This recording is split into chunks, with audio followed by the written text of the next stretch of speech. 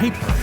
Yeah, we do. Desire. I actually forgot that was a hero. He's getting chased a bit, but too worse for wear to get away. Yeah, I know they just talked about it. I need to understand as well that Viper, lane dominator. Yep. Is that literally it? I'm looking at the break situation. Yeah. Not a whole lot. Maybe that's the rum? The innate?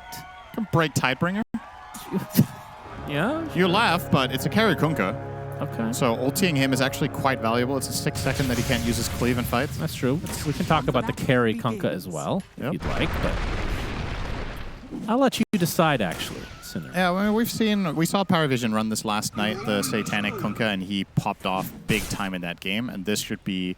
That's why they're interested in running this hero this game, is the matchup against Enigma in lane is really, really good for the Kunkka. One of the best carries at dealing with Eidolons. Once you get level 3, it gets particularly easy with the additional cleave range as well as damage. So I foresee a pretty easy time here for Satanic. He's also coupled up with Jakiro, so good luck, Enigma. Probably going to need it. It's mainly that lane and then the mid lane that I'm interested in. I want to see how much Viper can destroy Storm by. Mobe managed to get a good lane placement here in the middle of the river, and he's just starting to play on no one's hill as much as possible. Oh, Fly already taken out, though. 9 class gets the first blood, and I mean, this is another... We've talked about this many a time. 9 class kind of bringing support Slark to the fray, unfortunately for all pubs involved. How did they kill Tinker with Slark's Sand King? It's a good question, Cinderin. You only saw the tail end of that one as the top lane, Ducalis, taking a ton of damage. Zibe's the one has to run away. They will get the kill onto Ducalis, but it'll be the eventual trade. Oh, nice blocks. Not gonna be enough, of course. Satanic, a torrent onto 7 units, Cinderin. And not by bad. That I mean 6. I miscounted. No, it was 7 because one of them died. I was just Damn, about to commend you. I was like, damn, you actually got a number right. You counted correctly. Yeah, the thing is, and then you corrected yourself when you were right. When I work with you, I just assume I'm wrong. Because you always find some loophole between fact and fiction.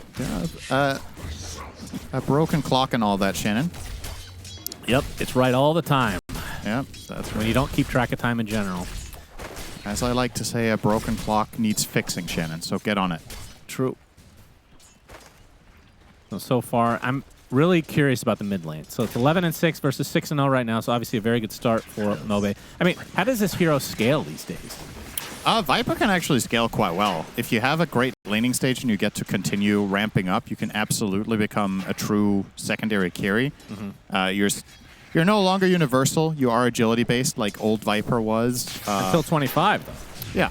Then, well, no. You don't have that anymore either. They got rid of that? It's gone. You're kidding.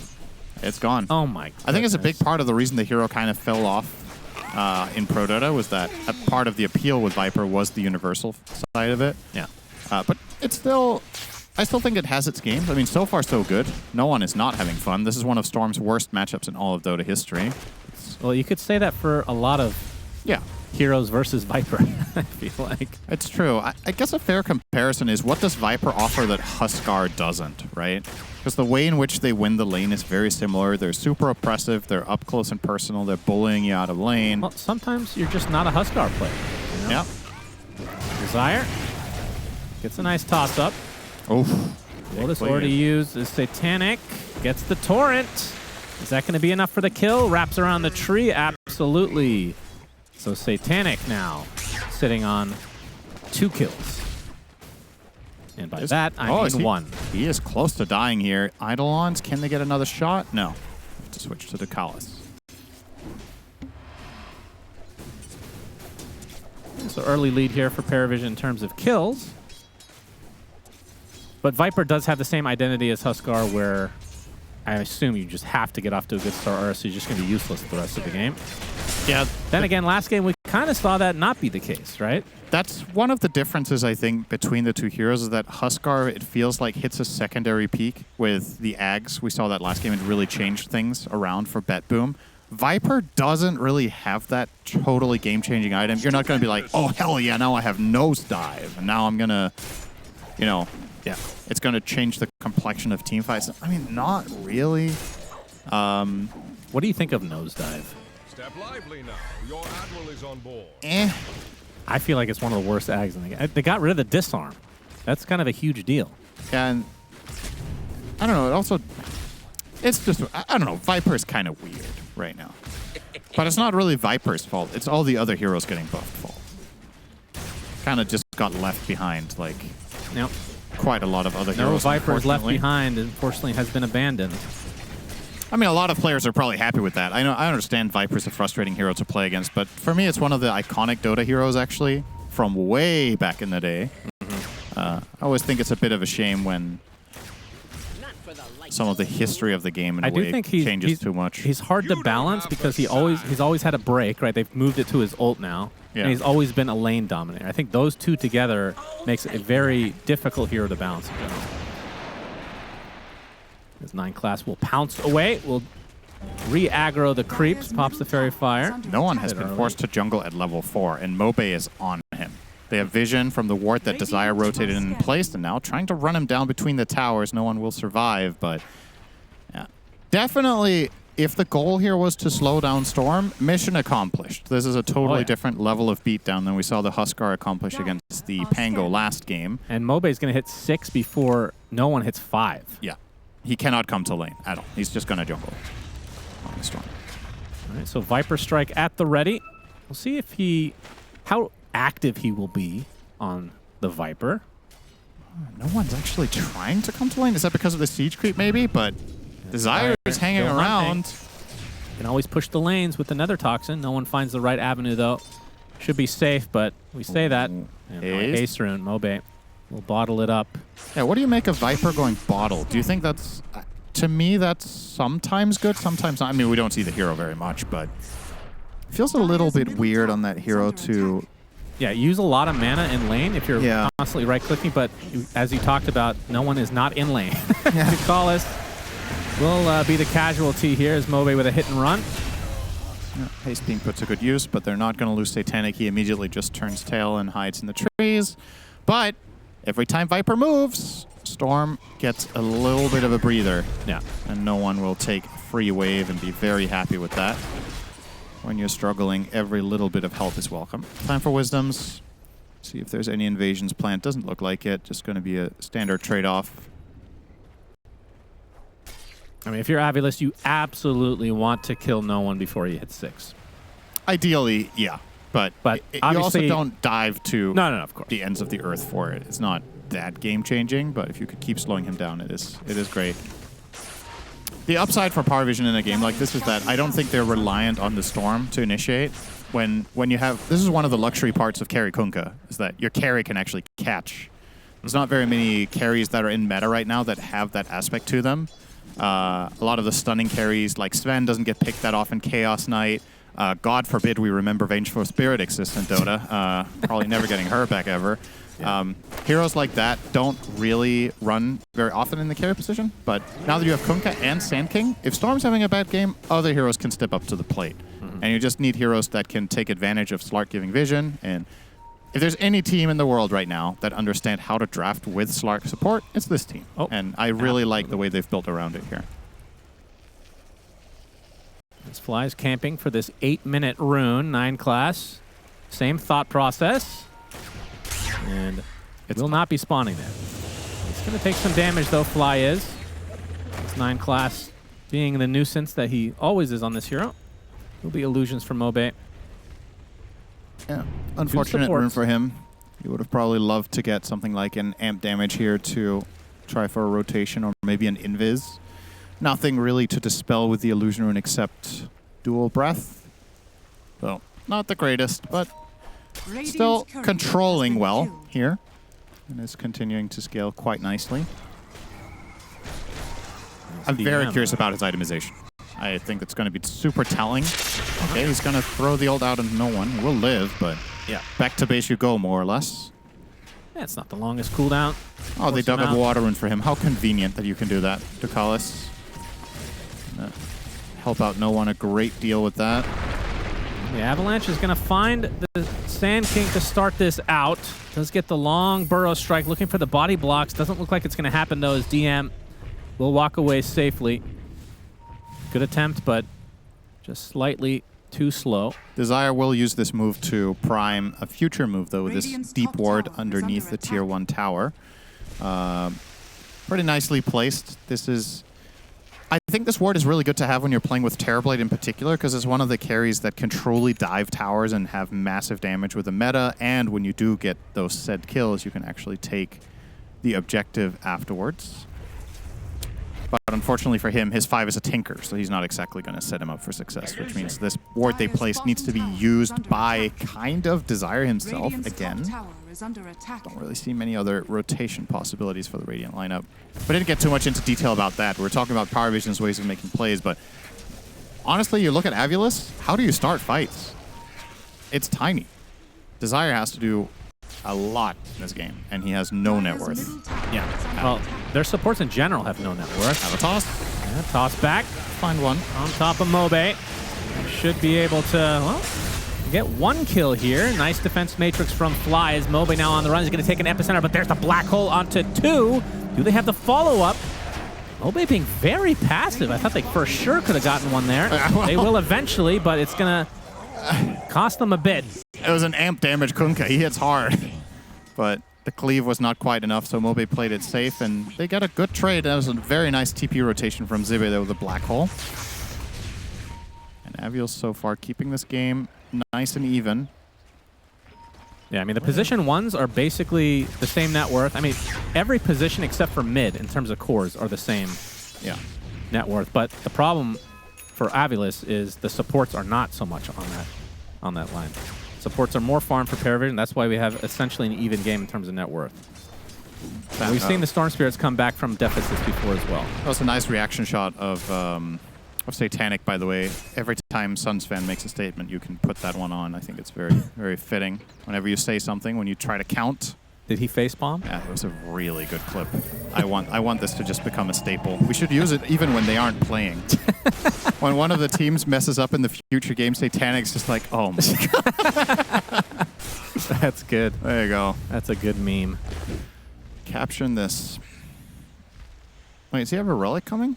Oh, wow, he already has the relic. I mean, Carry Kunkka will get really farmed, so not too surprising, I guess. He's been pretty much uncontested here. Yeah, his only death is to his own rotation mid where he got black holed. He could have kept farming top, which might be what prompted that reaction, right? It's just like, did I really need to make this move?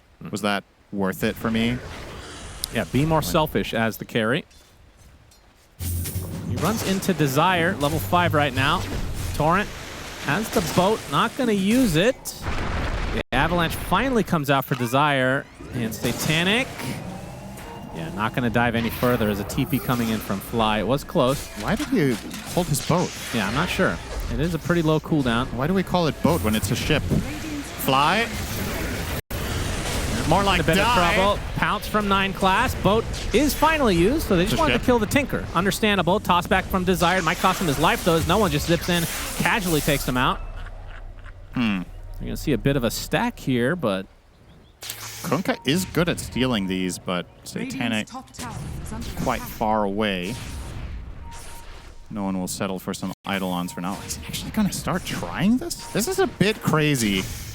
Yeah, it's pretty risky. But I suppose, like, what are you scared of? Who's going to kill you? Tiny was dead. They have no catch. All right, ends up softening it up for AVULUS to take. So I think he took a couple of them. Yeah, very small ones. Zibith says, okay, well, you can have 1 if I can have 8. Take that trade. Yeah, it does feel like AVULUS' lineup is effectively waiting for Blink on the Tiny. Mobe, not to mention eventually for Enigma, but going for the Aura bot first. Drums into pipe. This is a good timing, though, Mobe with the Orchid on Viper. This is when I was curious to see what build he was going to go. Orchid, I like it here. You're against Storm, you're against Sand King. Oh, he wants to go Blink too. Wow. And you can, for the time being, you can use Toss to close the gap, but eventually you're going to have to do it yourself. This is a really nice thing. Satanic Orchided up. Unexpected. They missed the Avalanche, though, but this is going to be more than enough damage. Macro Pyre coming out from Ducalis, though. Ice Path as well. See if they can get some counteraction here. No one with the zip. And DM with the Epi will take Mobe to the grave. So 1 for 1. And a toss back as we do have a black hole coming out, but Enigma outnumbered Now Desire looks to be in a similar position, 4 versus 1. Avalanche hits everyone, but it's not going to matter too much. Well, I like the gank, but unfortunately for AVULUS, they messed it up a little bit. That Avalanche missing is a problem twofold. One is you don't hit the Ava. The other one is you don't have it for the follow-up fight, right? I think when the Orchid from Viper comes out and he gets Viper Strike off, Tiny should either hold all of his spells or should toss the Viper in to just deal with Kunkka himself so you have something for the defense after. You know rotation's going to come after. They're not going to let Satanic die for free. Yeah. PARIVISION will always try to reinforce, so if you could have held your Tiny spells, perhaps this could have been a better situation for you. Instead, it turns into a 1-for-3. So hardly worth it at all there for their side. And the silver lining could have been if, let's say, Smiling Knight was simultaneously pushing the bot 2-1 tower, then things get a little more complicated for PARIVISION, but he was just farming, so they didn't really get anything elsewhere on the map. But now, they're looking for something of their own. Get a quick Tormentor. Tormy it is. Tinker is really, really good for this. The Tiny one would be unfortunate, considering he is support. It will be Fly, though. So Warp Flare online and That's against nice the against Storm Spirit. Yeah. And that's going to, I would think, force out some sort of, yeah, it's going to be the BKB. He's buying it against the Orchid regardless, but it's a long ways away. So this could come into play against no one. If he tries to jump in, get caught by Warp Flare you're not expecting, you can get Orchided afterwards by the Viper. I wonder how Viper transitions from this build now. I was thinking the same thing. After you go Blink Orchid, what do? Do you go BKB? 9 class, getting some stacks. Yeah, Fly drained of most of his mana. He's an Epicenter and a full zip from no one as well. Ducal is still waiting in the back line under the cover of smoke. Looks like they'll just take the 1 and back. Yeah, you got to go Blink Abyssal, Cinderin. So oh, yeah. Stun, full initiation. That's the stuff. Might as well pick an off-lane hero at that point. Do you upgrade your boots? Do you like keep brown boots, go BKB this game? Like you need something to stay alive. Like you're not tanky at all with this build. Oh, Desire. They're gonna Yule off his shield room. Yeah, unfortunate. Nice toss back, but now he's gonna be completely surrounded. But the mass TP's coming in. Smiling Knight is here with a nice reflection. Desire's actually gonna live through the day, and it's gonna cost the life of no one. 9 class now on the run. No pounce for 4 seconds, but looks like he'll find the distance. In the meantime, DM will not. He gets bursted. Kill him with a blood grenade when it's 17. Always fun to see. There's the Warp Flare being shown onto Satanic. Has the combo, though. For Fly will be an easy pickoff. Smiling Knight, he makes his rotation over, though, as Ducalis trying to run this off. Satanic with the body blocks is actually good enough. There's a black hole reserved for 9 class, but he already got off his ult, so he's fine. And Smiling Knight will eventually get the right clicks needed to take out Ducalis. Gotta love that Demon Zeal. Blink Dagger not quite there for Mobe. This actually would have resulted in a kill. Yep. And Desire level 9 all of a sudden. Or it might... No one being level 11 perhaps is a little low. Yeah. Maybe a little of both. Desire's picked up a lot of levels in the last couple minutes, though. Right, and this is what you need on Tiny. Blink and maxed out spells. This is the hurdle that, for some Tinys, position 4, when games aren't going too well, this takes way too long to get to, but he has it. Panic. He's X'd up, so he's fine. Yeah. I don't think they've revealed the... Well, because it's not in his inventory yet, I guess. The blink for Viper. Yeah, you've actually got to be a bit careful with the X mark plays. They last 6 seconds, so... We might have 4 seconds of full damage on him if you blink Orchid him as he's running in. I mean, are you expecting... I mean, what about a counter Yules?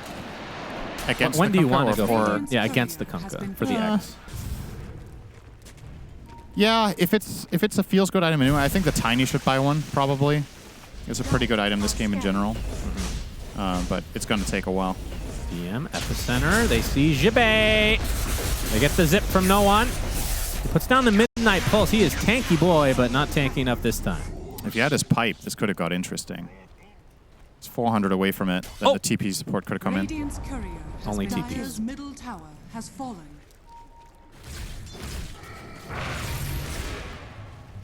Radiant are scanning.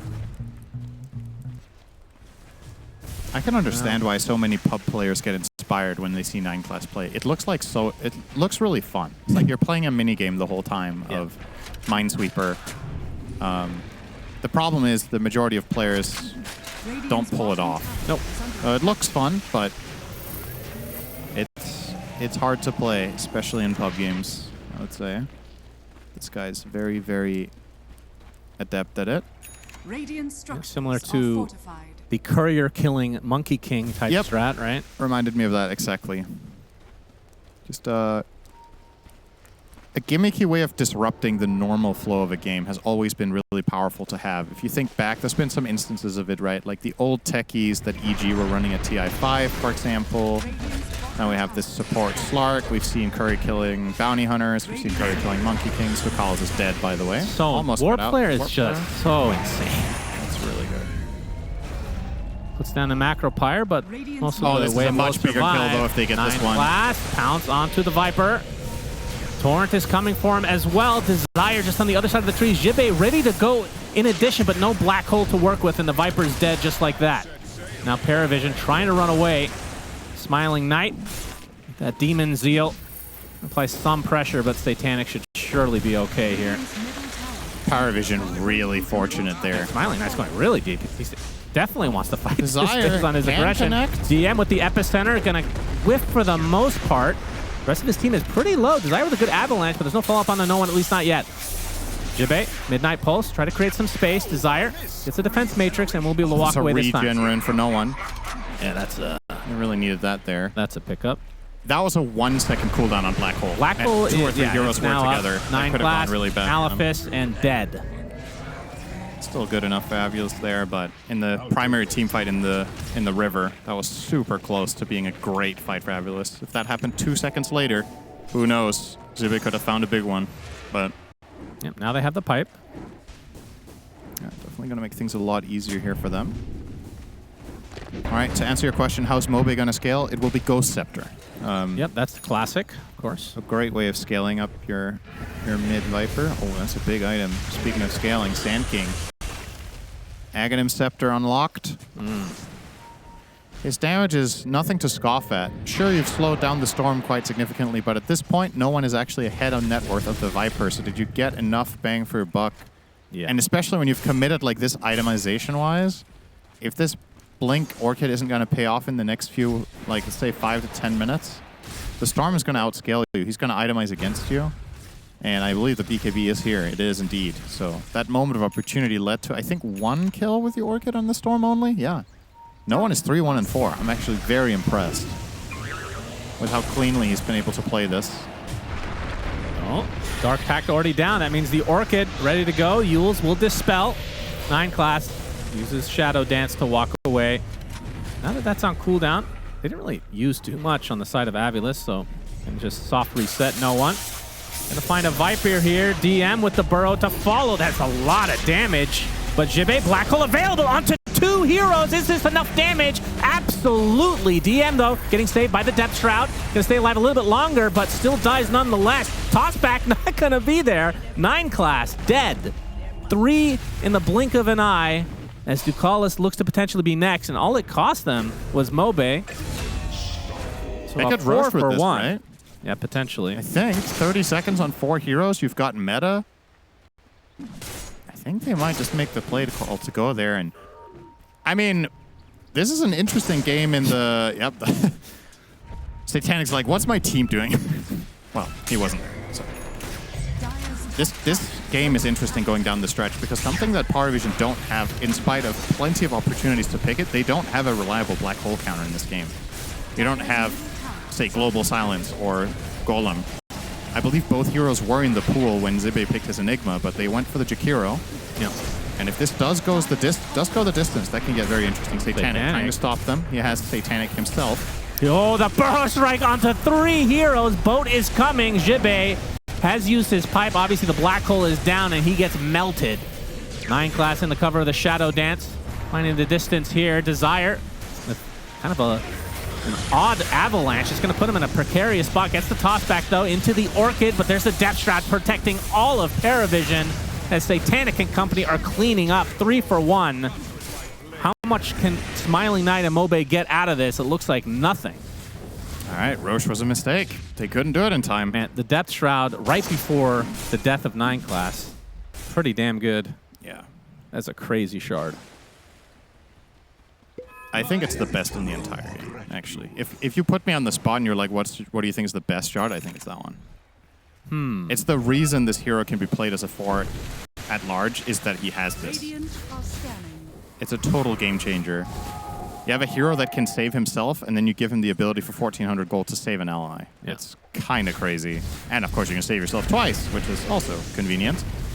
Yeah, very strong. I genuinely thought AVULUS were going to be able to take the Roshan time, and so did they. But I don't... Did they pop the meta for the Rosh attempt itself, or was he trying to take it in melee form? Because I don't remember. Maybe that could have helped them a little bit extra. Desire. He's got the vision. Needs a +1, though. Now they're going to run to 9 class, who now should know there's a ward, and gets the D ward. I guess you Rosh faster as melee terribly, don't you? Yeah, with the shard. Demon Zeal is more DPS than meta, I think. Huh. I'm sure we have some carry enjoyers out back that can tell us that. Oh, Desire will find a toss, but it's on to 9 class. Yeah, he's used Shadow Dance already. Pounce as well. He has more saves where that came from. Yeah. Dispels up the wazoo, as you said last game. No, that's, yeah, kind of. Up the hizzy? Out the wazoo. You said up the hizzy? Up the hizzy, which is still not a thing, even if you keep trying. It's not even a saying. And if you want to coin a new saying, I'm all for that. I like when people have like a new saying, but you don't even know what the hizzy stands for. so it's not even... Does it matter yes. if I know or not? You can use vocabulary without knowing what it is. Slacks does it all the time. Fly is dead. Oh, Yule's into the missed Burrow Strike, but they have the Epi to follow. No, they don't. The Avalanche will delay it, but Satanic is here with the X. And another Yule's to follow. This will set up the Torrent and the death of the Tony. Dire's bottom tower has fallen. Yeah, remind me after this game to ChatGPT the Radiant's hissy top thing. tower What is it could under stand attack. for, or if it was ever a saying. If it was ever a saying. Well, both. I guess. Gotta say, it's a pleasure watching Satanic play this hero. It's very... Yeah, I feel like it's a like, lot of position 1 Kunkas fall a bit flat. This has been impressive to watch. They're going to get Roche. Do you know what I mean if I say that Kunkka is a hero where you can really showcase like naturalness? Sure. It's like the way he's moving around and casting his spells. It's just very... It's very confident. Dire's bottom tower is under attack. Well, Fly is very confident too. He's going to get torrented for his troubles though. Jibe on the high ground. Midnight Pulse onto 2. Epicenter is there, but the pipe is going to mitigate a lot of the damage. Fly looks like he's going to drop. It won't be at the cost of anybody from PARIVISION, not yet. Shroud on the Sand King. It's fine. And the rest will back away.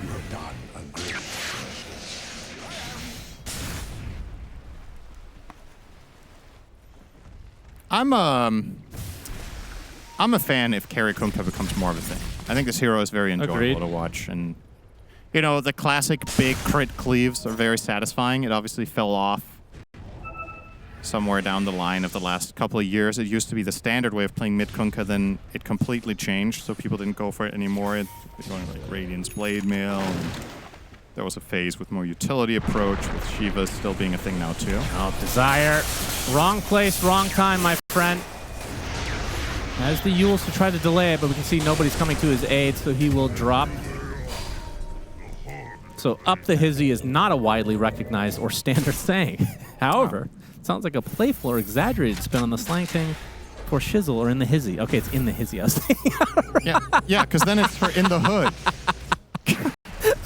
That was actually my suggestion. It was like, hizzy, isn't that just So for hood? up in the hizzy could extend that to mean we're way up in here, or just be a way to sound more enthusiastic, which was exactly what I was trying to do, Cinderin. So in a way, I'm correct. Up in here, Up in the hizzy. Satanic knows. The famous song from DMX. You would definitely know that. I actually do know who that is. Oh. Do you know the song called Party Up in Here? You don't even need to say what the name is. I won't You know it. probably know that song, actually. Okay. If I played it to you right now, you would know it, and we would get DMCA'd at the same time. Oh, double whammy. Yeah. Do it. Tier 2 looks to be gone. No, Orchid. Yes, Haze. But, Doesn't even need to BKB it. Yeah. Yeah, and this is where a lot of time, well, I say a lot of times as we see this hero a lot, the Viper, historically speaking, falls off. Especially with a build like this, which is just like all over the place, right? I think that's an interesting way of thinking about it, of why Viper has lost so much prowess, is probably people just get more gold, and that hurts Viper a lot more comparatively, because this hero is so much about snowballing and is so countered by items. So, like, if you go back a couple of years, the lane advantage he had against Storm would have transformed into no one being in the shitter, right? But now in this game, he goes jungle, he kind of recovers, in the shizzy, if you will. Up the hizzy. Yep, and it's like nothing happened at this point. In spite of Mobe's best efforts to really try to hard counter that hero, it didn't really work. And now you're just, I'm not going to say a liability, but there are a lot of heroes I would rather have 13,000 gold Imagine right if now. they had the universal talent still. For At least that's example, something to look forward to, right? Right, if there's some sort of scaling presence or potential there.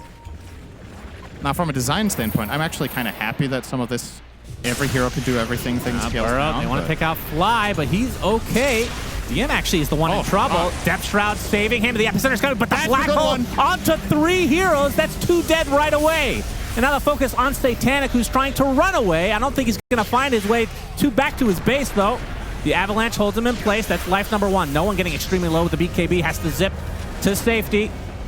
And now the toss back onto Ducalis. Fly somehow staying alive. Ducalis will eventually get taken out along with the Kunkka.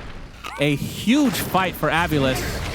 This is taking a lot longer to kill the double-headed dragon than I thought, but they'll get it regardless. And now the tier 2 tower. A good black hole from Zibe there. Perfect. Keep in mind, this is without BKB. He just found the exact heroes he needed to at the exact point in time. Ice Path was not in range to stop him. And he got, what was it? He got 3 of them, and all of the 3 that he got were the ones that could have had some sort of stunner utility to stop it. So really well done. Oh, Jakiro was on the other side. Yeah, he was. Exactly. So the only hero that could stop it that was outside of Black Hole was so far away it couldn't reach. Yeah. So could not have played that any better. There's a reason this team values this hero above every other team and above every other hero for themselves as well. Their win rate on is very high. And you're seeing you're playing against elite opposition here, and you're making a very competitive game out of it so far for AVULUS. That was a gigantic gold swing, by the way. They were up by 8K. Now it's 1. That singular fight recovers the game nicely. That's the good news, I suppose. If your mid-hero Viper isn't scaling too hot, if the offlaner can bring the damage, bring the control, you can still bridge that gap where Viper is weak, and perhaps Mobe just keeps, he's going to keep playing utility. He's going Hex. He's never going to deal any meaningful damage this game. He's just offering slows, control, tankiness. Yeah, Blink Hex on a Slark. Yep, could be good. Good of a counter as you can hope for. Oh, this would be a nice pick for them, but he has BKB. No on BKB. I mean, another charge down the drain. He's actually sticking around. How greedy will he be? Okay. Not too greedy. If that was GPK, though. Always finds his way into conversations. Avalanche. Slark, Mr. 9 class, getting blocked. Yules into the pounce. There's so many ways to get out. When I watch support Slark being played, I really want to play it. I have to say, you it mean looks good players playing. It looks so fun. Don't and say that. That's what baits people into picking it, is that it looks like fun. But I feel like there's only a few people that can pull it off. I think at a pro level, every high skill position 4 can play this hero. Right now? Yeah, I really think so. You think so? Okay, so I'll say this. I don't know. They cannot play it to the level of 9 class, obviously, because it takes a special, type of expertise to really get the last 10% out of it. It takes a lot of brain rot. But I honestly think the majority of support players in this tournament, even if they've never played 4 Slark, you let the 4 position players practice it for 3 or 5 games and they can get the essence down. They're not going to do it to this level, but if the pick is good enough, I think if you can play it to 80 or 90% of what 9 class can, it still could be a good hero for other teams. 9 class. Yules to dispel the Orchid. He's surrounded. Pops the Shadow Dance. Can he get out? Glimmer TP. TP. Black Hole. Black Hole just for the support Slark. It's going to feel good in the moment. Does it feel good after, though? It depends if this death timer is good for them. Roche respawn is up in 45 seconds would be the early respawn. Now, if that's a quick one, that could suck for AVULUS. But at the same time, PARIVISION can't really kill Roche. They actually have a terrible lineup for killing Roshan here. I suppose, I mean, given enough time, Kunkka and Storm will get through it. But given enough time, a lot of heroes can get through it. Thank you, Sunsfan TV, for that. Yep, up in the hizzy. Yep. Another Orchid. So adding that up in the hizzy. Are you surprised by the double Orchid? They have lots of dispels now. I mean, Bloodthorn is an amazing item on TB. They no have, doubt about it. They have, what is it, 2 BKBs, a Yules, 3 BKBs, in fact. They have so many dispels on the side of PARIVISION. My gut says this is a really good butterfly game for Terrorblade because Kunkka and Storm don't want to buy True Strike.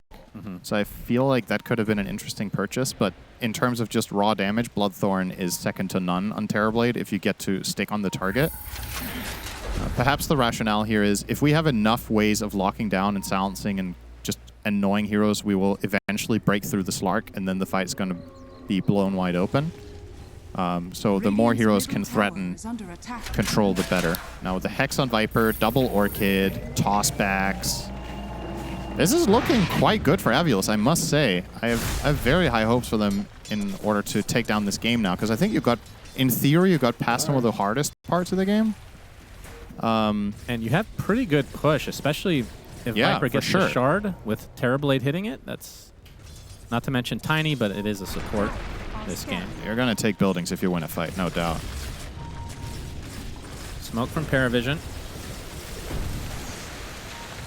Desire in the triangle. Yeah, Smiling Knight quietly. It's 8-0 on 5, by the way. Just clean game. Fall 150 CS. He's just farming up a Storm here. Can almost buy the Bloodthorn if he wants to. They're going to try for it. So Black Hole is 27 seconds out. They could probably buy that time by just throwing some spells here and there. You can see PARIVISION hesitating. This is a slow Roche. So let's say Tanic do it with a little Ducalis assistant. Yeah, they're going to scout it. 10 seconds Black Hole. This is a slow Roche, so they have the time. Fly's going to frontline as the Tinker. Zip from no one. Onto the Tiny, but he gets hexed. He gets saved, though, from the Depth Shroud yet again. Macro Pyre onto several heroes. DM with the BKB. They're focusing on Fly. He is so tanky as Roche is taken. Satanic was focusing on that for the time being. Gets the Aegis. 9 class already with a Shadow Dance. Another Orchid onto the Storm Spirit. He's in a lot of trouble. The Black Hole comes out just on 1, but it's Satanic. He has 2 lives to work with. Smiling Knight repositioning. Burrow Strike onto 2. DM gets tossed back into the fray. Torrent only hitting 1 as Satanic wants to continue to fight. Still can burn that Aegis, and he will. Buyback came out from the Storm, already back in the fight. No one. Can they kill this Tinker? Fly is so annoying to deal with.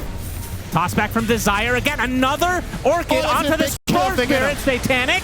That's huge. Super low. The Storm Spirit's ticking out to the Orchid. Will pop big time up in the Hizzy Cinder, and a Satanic super low for the time being as well. Trying to go to the north. And he gets shadowed by 9 class. Yules. Smiling Knight's really low. Does he have the Thunder available? Indeed he does. Mobe taking a lot of damage, but now the focus onto Satanic. They get their kill. AVULUS coming out on top of that fight despite not having the Aegis on their side. Yep, there you go. That's a good meme. Holy shit, how much damage did Fly take in that fight? That was ridiculous. Seriously. That was 2 lives, and in both lives, I think he got off 2 or 3 defense matrices, Greaves, a full Locket, Glimmer, and he has Gale Guard. He used all of his kit both times fully. And sure, they kill him, but he probably tanked... I don't think you can tank more damage than that as a position 5, to be honest. Yeah. Like, you need to specifically be playing Tinker and get off all your stuff. And buying all of that time, we really got to... We were unsure if this Orchid from Terrorblade was going to pay dividends. Oh, my goodness. Go for Throne. There's no buyback onto the Storm Spirit. This could be huge. They do have buyback for Satanic on the Kunkka. Trying to force something out DM on the outskirts. You see the TP from 9 class as well. Ducalis can try to delay. 1 tier 4 tower down. There's the epicenter from DM onto 2. The Force have to keep the Smiling Knight alive. He has the BKB though, and the Sunder doesn't have a target. We'll have to use it on Desire instead. And now he's on the run. They've used the buyback onto the Kunkka. They still don't have to Storm for another 30 seconds though. X into the boat coming for Smiling Knight. Do they have the damage? Eventually they get him. And now AVULUS licking their wounds, trying to run away. Desire will be taken out next as the leash on top of Mobe. Looks to be next on the list potentially, but able to blink out. Jibe with the TP is fine as well. Dire are scanning. So they force a buyback, they get the tower. And they will get Fly too. This is a dieback on the Tinker. Yeah. No way to play yourself out of the situation. Warp Flare will delay it, but dies Okay. nonetheless. All right then. The Satanic buyback is really big, but getting these kills and the 1 minute of freedom that you have right now is very valuable. And this begs the question, AVULUS, was that a little bit too cute trying to end the game? You absolutely had the mid-racks. You probably could have taken a good chunk out of top as well. But trying for the full-on GG play, maybe they had just anticipated that Satanic didn't have buy. Yeah. If they were right about that, the game's over. I mean, But it was bold. I like it. It's a big high risk, high reward. Carrier has been killed. Oh my, okay. Uh, Divine Rapier. Did someone say high risk, high reward? It's time. This hurts. He has Daedalus too. He does. A Old one school big crit. Kunkka. Okay, let's do some math here, Sunspin TV. He hits for 750 plus the cleave damage bonus of 210, so about 1,000. Okay. If he crits this cleave, Yeah. he might be able to one-shot Tinker. Oh, Tinker. That's Okay. massive. It is. It is.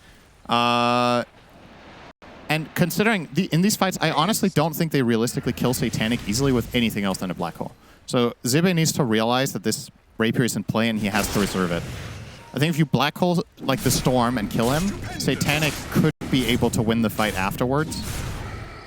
So you need to be very selective now. I love this purchase, by the way. I think it's the best item he could have bought. The Rapier and Kunkka. Well, if he drops it, then not so much. There's a risk, Cinderin. You really are on top of your game today. Thank you. Risk reward, some would say. Yeah. Definitely didn't say that. No, I did say it, but I said high in front of it. Oh, so okay. it's a totally different Yeah, I comment. know what you mean, but up in the hizzy. Yeah. Getting high and whatnot. Big fan of that. Fabulous That's is right. smoked up right now. I'm all about that 420, baby. You know me. Are scanning. Another Shiva's guard. Never even smoked a cigarette in my life. Me neither. Oh, yeah, that's true. Got us being good, clean boys. Yeah. Which is your trademark.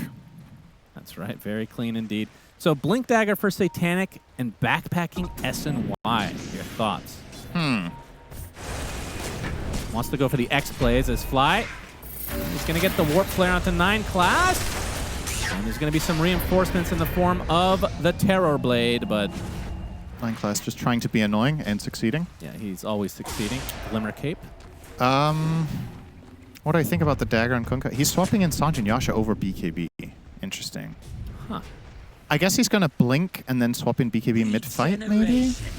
He also does have Ogre Seal Totem, which is, of course, very balanced. How many of those do we have? 1, 2. That's it. Well, so far. Not on the Radiant. Really? I'll tell you one that's really hard to notice, but it's insanely powerful is the Pyrrhic Yeah, Cloak. Pyrrhic Cloak's crazy. It needs to That is have on Smiling Eye. a much more clear visual or audio indicator for sure. Yeah. Considering how much it does. Oh, Huh? it got him! Yes, indeed. They got the rat bastard! Finally! Yeah, all it takes is the Hex now. They have enough damage. Yep. Taking a lot of aggression from you, Cinderin. Seeing a Nice. Tinker. Or seeing a Stark suddenly die. They're the same, let's be real. I'm just imagining how AVULUS feel. True. Finally. Well, he's not really ratting, though. He said rat bastard, and I mean, look at Fly. That hero is a rat, okay? Even if he's not doing a ratting in the different Dota way. terms, he's a rat. He really is a rat. Fly almost done with a Shiva's for himself, it seems. I haven't really seen a big crit from Satanic on screen yet. I'm still waiting to... Yeah, we're waiting. We're waiting, Satanic. Let's see it. Mobe has the shard now, so that tower's going to have a lot of minus armor. Is under attack. He has a double rapier now. Okay. What He's the very fuck? slow. He's coming for you. He gets used. Do they have their hit? Pops the BKB and Ogre Steel Totems away. Jibe getting initiated by no one. Who's just kind of trying to get focused on him. Looks like the focus right now is on Desire, though, so they get the 1 kill, and that means AVULUS has to back away.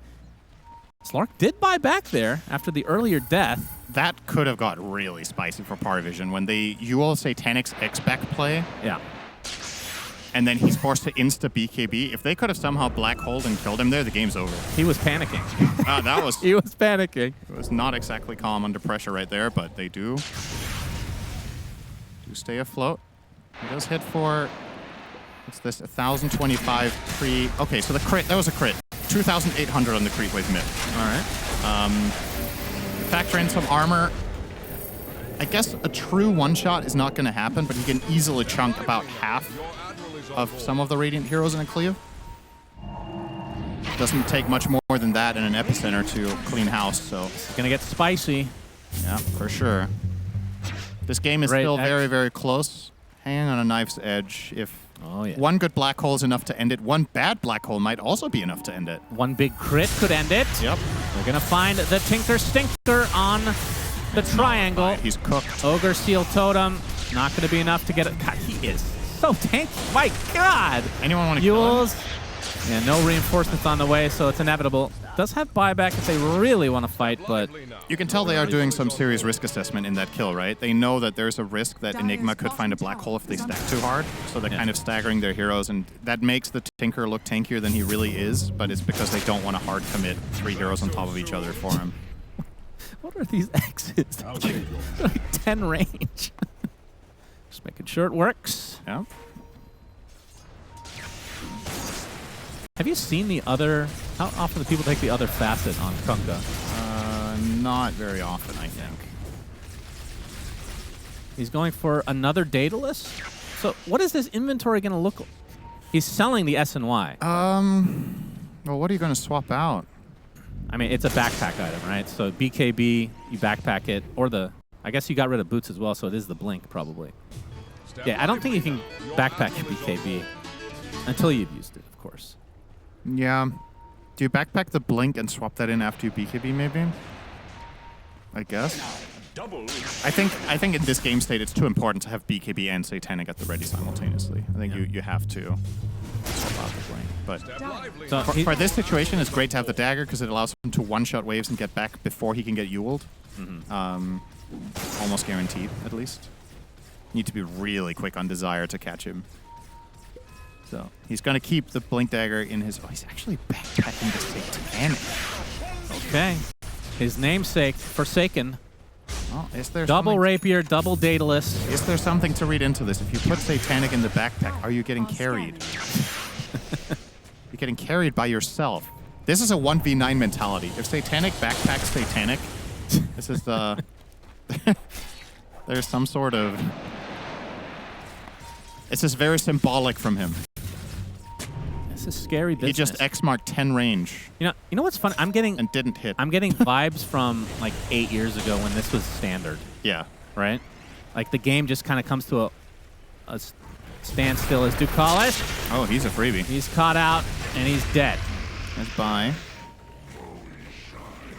It's hard not to slip up at any point in these like stalemate situations. At some point, some support's going to be out of position, and ideally you want that to be Slark, of course, scouting this out. Now this is going to cost a buyback on Jakiro, most likely. I don't think you can give this Roche for free.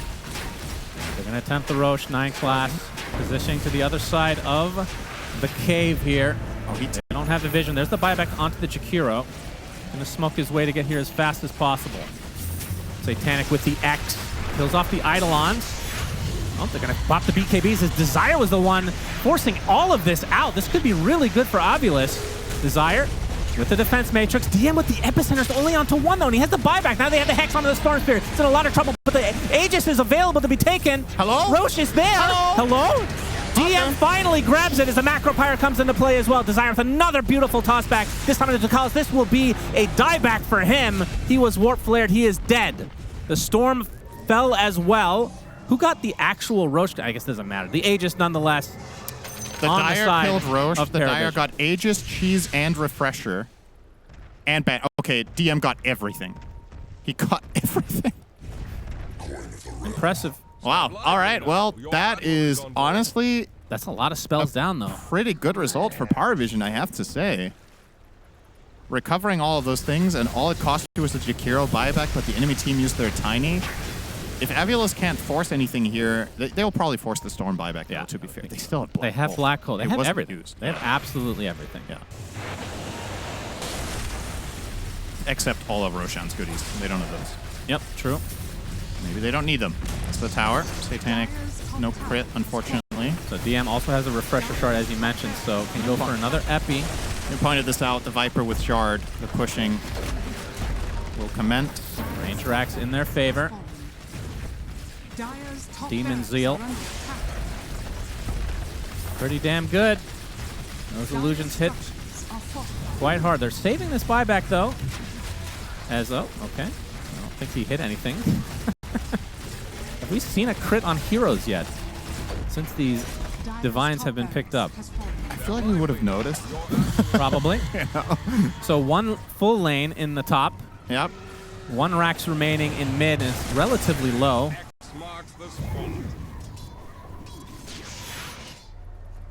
And now, I mean, it's a bit awkward for AVULUS because they don't have that Aegis. That was kind of their lifeline to extend this push.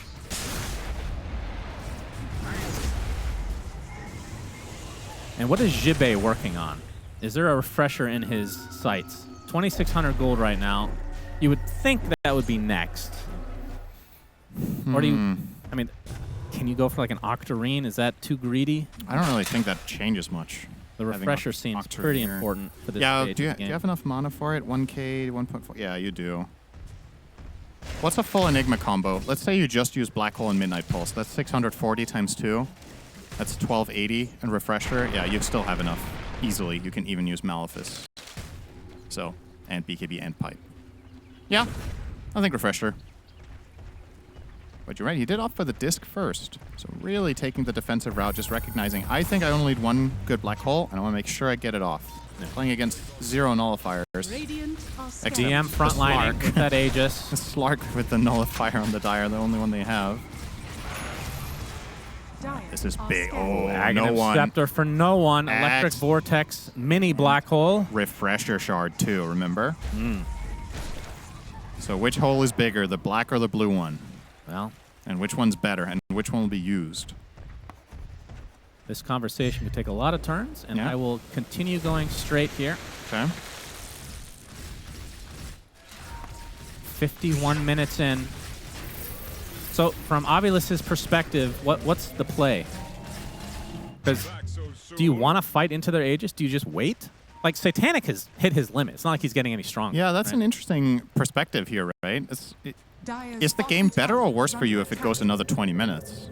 I kind of don't mind AVULUS just chilling, but you got to keep formation. Like, you want to make sure you don't randomly start bleeding out kills, getting too greedy with your farming. But if both teams kind of just hit creeps and group up, I don't necessarily think that's a problem for them. Enigma opting for a Shadow Blade, by the way. So even more focused on the singular Black Hole, Okay. and now we'll be able to more easily navigate, avoid getting spotted by the Slark, avoid getting jumped by the Storm in turn, and then find the Black Hole. I'll take your tribute. So yeah, looks like they will be waiting out the Aegis. Only 40 seconds to go. Yeah, imagine if AVULUS got the Aegis in that fight. Yeah. This would be probably megas, I would think. Ooh. This is probably the first time ever. Kunkka just bought Arcane Blink. I don't remember ever seeing this inventory, or this item in this hero's inventory. I love this blink. Maybe the old Arcane Blink with CDR when you were playing Water Park, maybe that was a thing, but at least since the axe was changed, I have not seen this item purchased on this hero. I mean, let's be honest, how big of a percentage of Dota games does this item even gets bought? Very few, yeah. It's like 1 in, I don't know, 1 in 50? I maybe? think it's underused personally, but it's considered to be the worst of the three. But I personally love it. It is a little awkward on Kunkka because it's a 9-second cooldown on your blink, and ideally the perfect situation would be if X Mark also had 9, right? Because then you can use them together. A big part of the appeal of Arcane Blink is, of course, the cooldown reduction, but you're not really likely to want to blink in a secondary time when you don't have X. I mean, I will say I wonder why the, he's rating this higher than overpowering. the blink range overwhelmingly. is deceptive, especially if you haven't played against it a whole lot. Yeah. Like, you can get to spots that the enemy would not anticipate. Is this really better than Overwhelm? You know, the extra tankiness. I mean, considering he has a Tankiness, satanic more in his damage. You know, the slow when you jump. I don't know. Interesting to say the least. Oh, 9 class, quick fingers. I mean, one pickoff at this stage could have big impact as we see Fly get initiated on no one with the Electric Vortex onto 2 heroes, but the BKBs are popped. Fly does fall. And Smiling Knight with his BKB has to retreat. That's a The lot of epicenters are huge. They are so massive. There are some talents and facets or whatever in the game that I'm like, you see this in 1 or 2 games, you're like, how the hell is this still there? Yeah. That's one of them. The 10 epi pulses are absurd, obscene. Or obscure. Yeah, that's what I said yesterday, and then I said absurd, but then I realized what I meant was obscene. But then it was too late, but now I remembered it, Shannon. That's how Really learning important. works. Fly has his An alien buyback. concept to you, of course, knowledge. PARIVISION. Welcome back. Alright, he kills 1 creep. That was a very bad blink. I feel like he has done 100 damage maybe to heroes since he got Divine. It was like 20 minutes ago. Yeah, but it's about the damage he has threatened. Boom! That's what I've been waiting to do, but it's only on goddamn creeps. Yeah. What is this? What is this X play? Am I missing something? Yeah, I was like, am I missing something? What does he get from this? He has done it multiple times. Yes, he has. Maybe he's just bored. Oh. Once you buy Divine, you sit in your fountain is basically what's happened, so I can't blame him. Oh, that's a big item. Refresher DM. Oh, yeah. Nice and juicy. Yeah. I think they should change it so that the Obey. epicenter continues. Obey. Obey. TP is successful. Clutch. Whew. If epicenter continued when you refreshed it, if it stacked with the previous one, how big do you think the 60th pulse would be? 2 Yeah. screens? I think it might be bigger than that, actually. Well, it depends on your res, I guess. Yeah, it would be absurd and obscene and obscure. Yeah, that's right. Not so safe harbor, eh? Obscure is Sandstorm. True. Satanic does not have buyback, which is not a huge surprise when you have 2 Divines. He bought Travels 2 now so he can connect with his team. Desire really wants that 25. He's going to get the Avalanche on 9 classes. Already popped the Shadow Dance. Mobe, they're going to get the hacks onto the Storm with the Orchid to follow. But the Depth Shroud to save him again. And the TP out. 9 class looks to be getting away as well. God, what an annoying lineup to deal with. How can you not agree that this hero is a rat bastard? You just see a play like that, man. That's why when I see this, I'm like, this is going to be so fun. Ooh, Oh, man. Scepter. Wow. Okay. So Black Hole dealing more damage, Yeah. and it pulls. Is that really better than... I know it's not the same price, but Refresher, surely.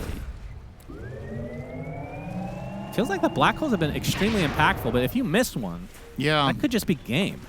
I think the biggest part of getting Refresher here is not black holing the same hero twice. It's just being able to black hole a singular hero to start the fight and just build something, right? Ags on Terrorblade now, so the fear. Oh, They're going to get the Blink They got initiation Japal. again. Mobe and company going for the Jakiro. Gets off the Lotus, but he is Mobe dead. BKB'd that. That was highly unnecessary. He still had Eon Disc. I don't think he was in any danger there. But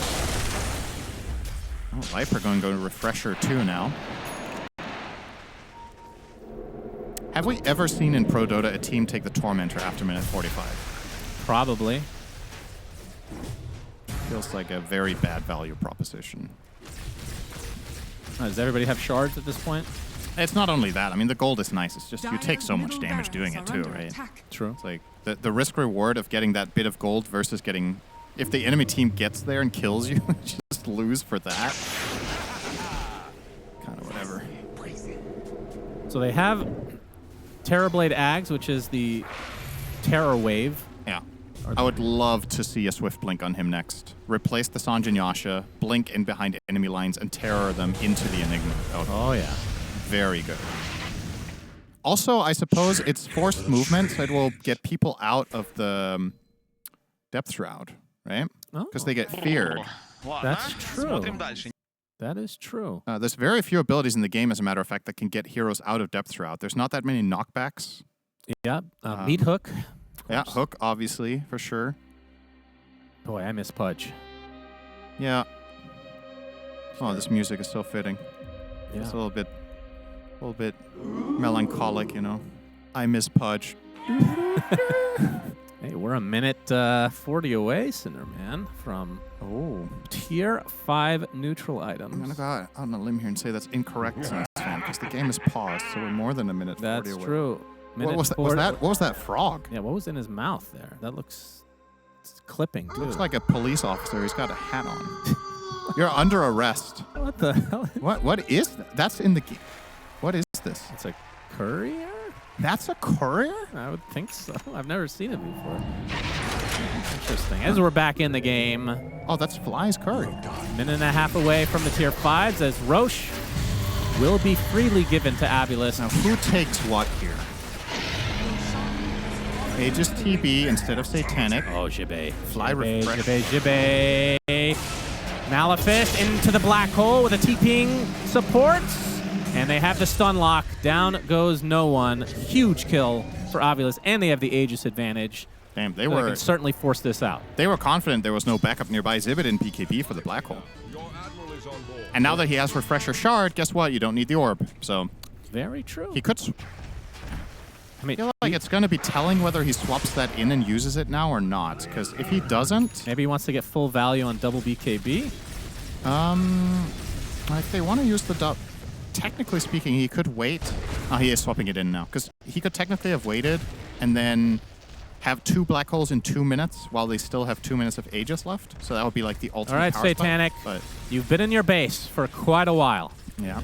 You've done 0 damage with your Divine Rapiers. DM, Epicenter is going to be fully gone with it. Tiny's on top. Smiling Knight, half HP. And the focus right now onto Tony. He's dead. Has buyback.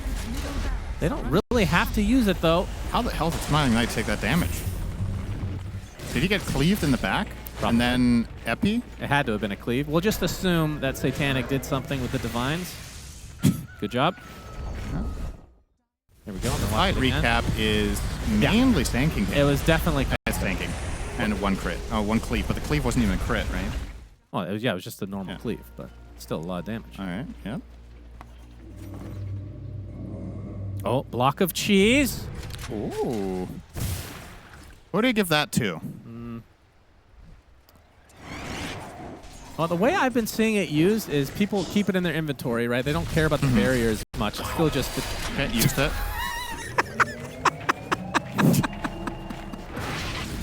All right, 500 damage barrier for Terrorblade. Yeah, it's good. It's good. He doesn't have room for it. He has 9k gold. He could, and he already has Moonshard. So, Swift Blink now? Question mark? Is there anything you want to swap out? I mean, you could also swap out your Revenant's Brooch for Daedalus. I feel like that would be better. Like, Kunkka does not have high armor right now. He has 14. A measly 14 armor on a carry late game is nothing. Yeah. So you're going to kill him real fast with a big crit, but... All right, any of these tier 5s other than the Necronomicon, Book of the Dead, that you're excited about? Minotaur Horn for Satanic. Okay. I guess Fallen Sky and Enigma is kind of cool, right? I mean, it is cool, yeah. Is it good, though? Well, he already took Book of the Dead, so it's a question. I feel like nobody goes Fallen Sky, though, right? Yeah. I guess you get the Stygian Desolator on TB. But honestly... Do you, though? Wait, if you have 5 Books of the Dead and Kunkka cleaves, does he kill himself? I mean, we might be laughing at it. Magic What's the Lamp damage? on DM. Last Will is 800 magic damage. That's the death damage of the Necronomicon. So that's pure, right? It's 800 magical. So 600 after reduction if the hero has 25% magic resist. Kunkka has more than that. He has 36. So let's give or take, let's say you take 500 damage per cleaved Necronomicon book. That is that type. If they had, how many of them do they have? 1, 2. Useless conversation ever. You're saying that I'm telling you this could win the game. I'm not even joking. Yeah, it could.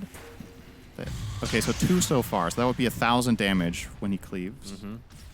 Viper still has an item to choose from. Keep it up. His items are Fallen Sky, Pirate Hat, and Spider Legs. God, So, Pirate Hat has been a joke. yeah, it's not really a thing.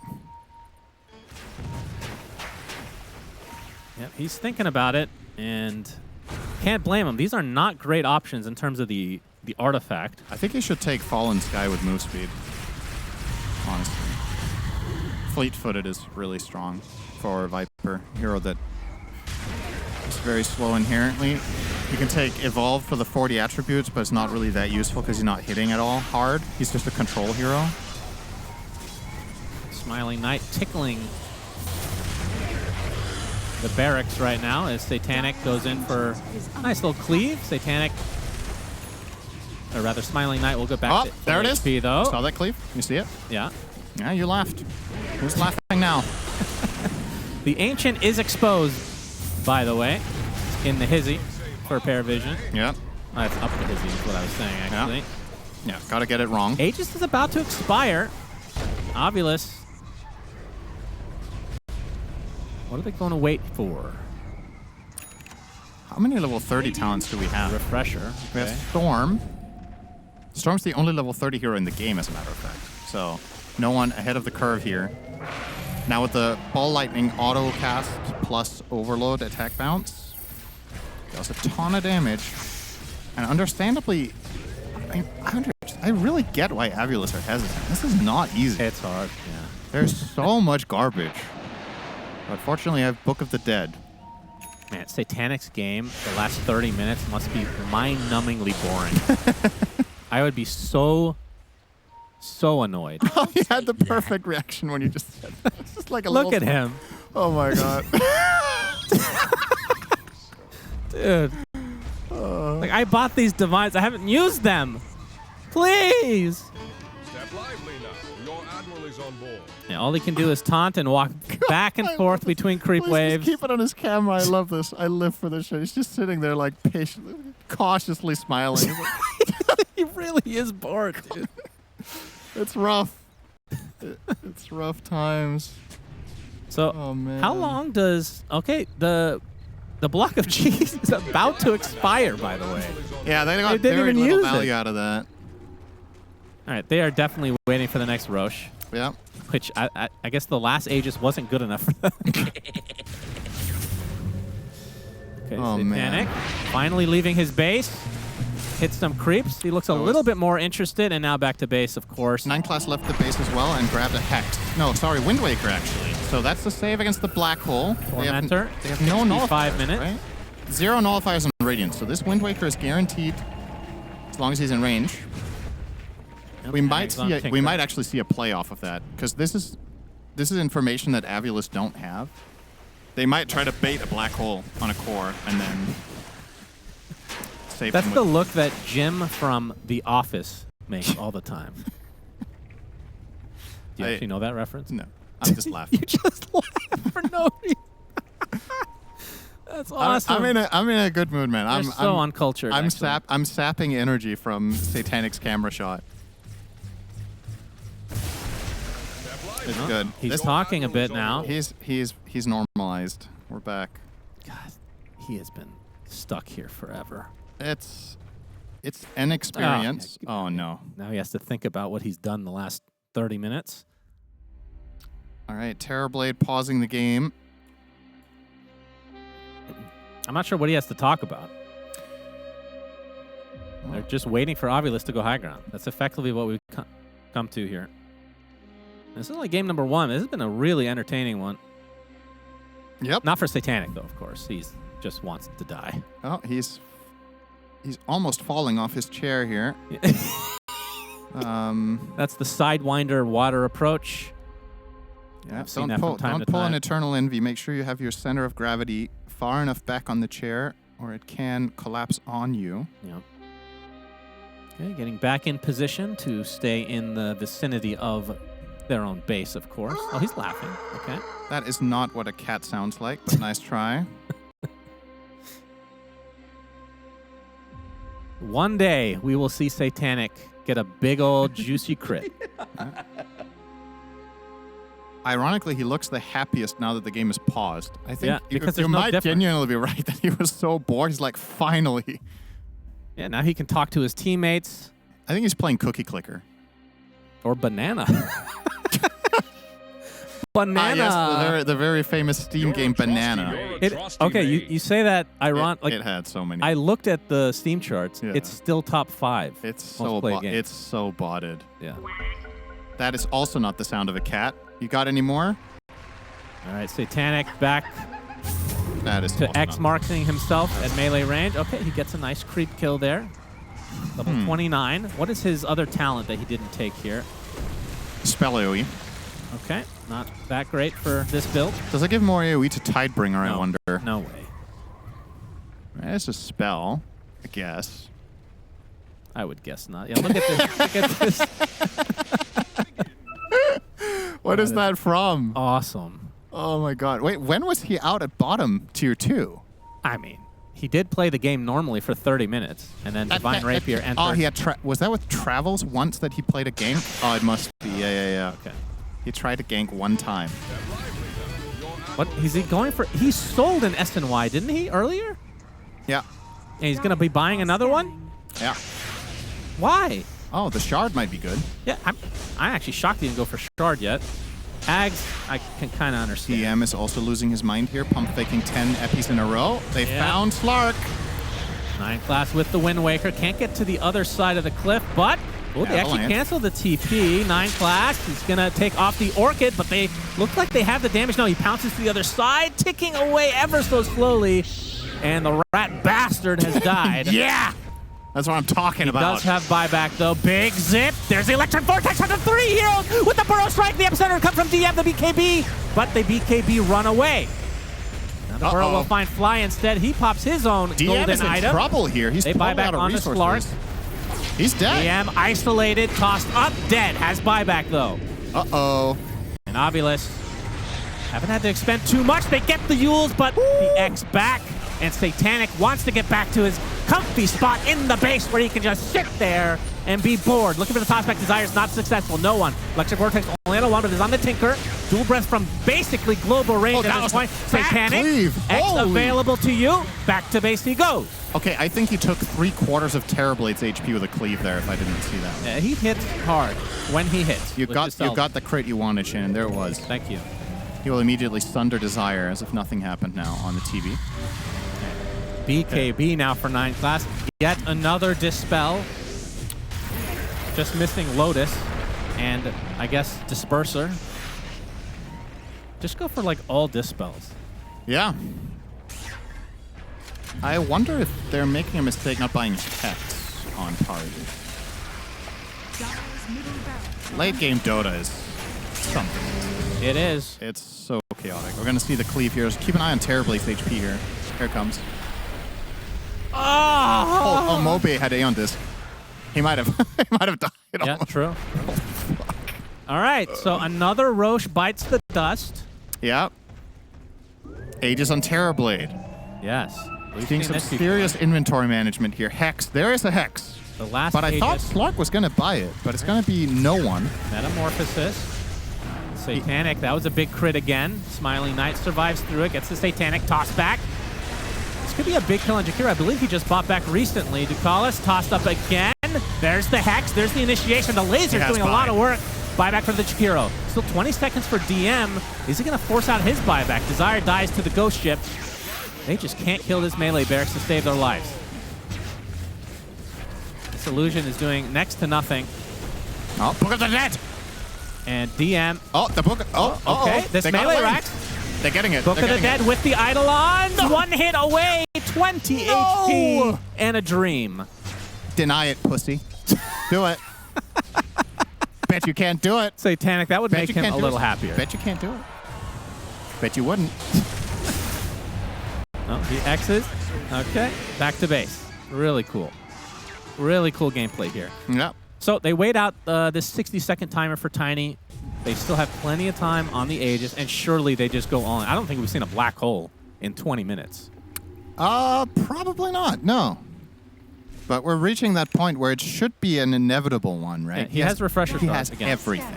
He has Refresher, Aeon Disc, Shadow Blade, Ags, Consumed, and BKB, and Ghost Scepter. But it's a one-time use Refresher Cinder. Right. I don't think he's going to need it more than one time. If he gets 2 Black Holes back-to-back, the game's got to end. You don't think PARIVISION can win this game?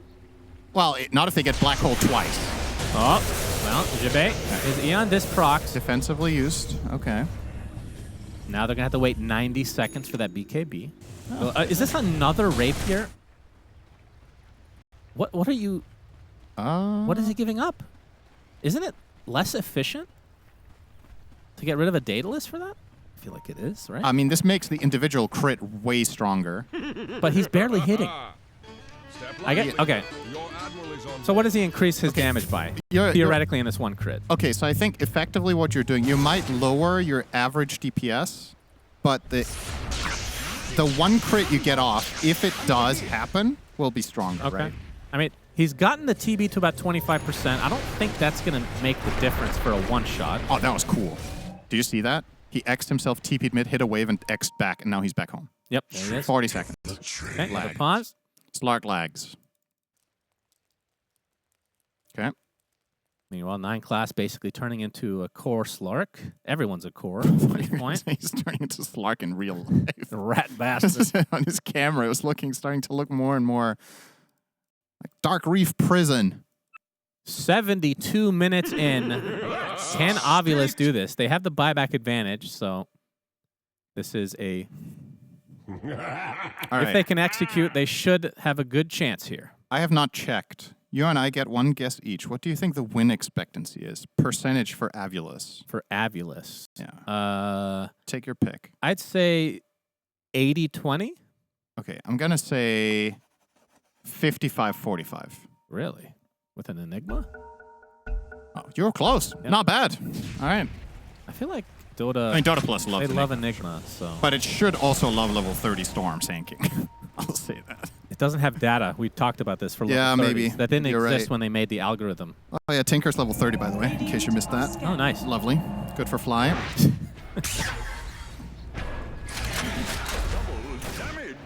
The level 25 talent with Defense Matrix duration, nothing to scoff at. You can really prepare it on your teammates. Oh, here we go. Yep, the epicenter. Okay. They get the one pickoff again onto the Tiny. I think he's going to have to buy back here. Jibbe taking the brunt of the damage right now. The TP's coming in, Smiling at half HP, looking for a target for the Sunder. Will try to walk through the Macro Pyre. He's dead, though. That's life number 1. Now the buyback comes out from the Tiny. BKB's pop galore from both. This damage from the Macro Pyre is owning. 2 more dead for AVULUS. Smiling Knight in such a horrific spot. Jibbe with the black hole is just on the one. The throne in a lot of trouble. Half HP. That's why you gotta stay home if you're Satanic. They glyphed it that there were like 2 Books of the Dead and Eidolons hitting the throne, and Satanic does 1 cleave and the entire push is over. Yeah. If they can just get him to leave their base. That fight was really bad for AVULUS, though. Honestly, I think it doesn't really matter as long as PARIVISION don't push. Because I think this is a favorable trade for AVULUS in the grand scheme of things. Because one more time they get to the enemy base, they pop their Books of the Dead, they can end, right? Yeah. It feels like now PARIVISION, there's just so much against them. So they've had enough time to recraft their tier 5. Yeah, they're just getting more Books of the Dead. 3 Books of the Dead. Yeah.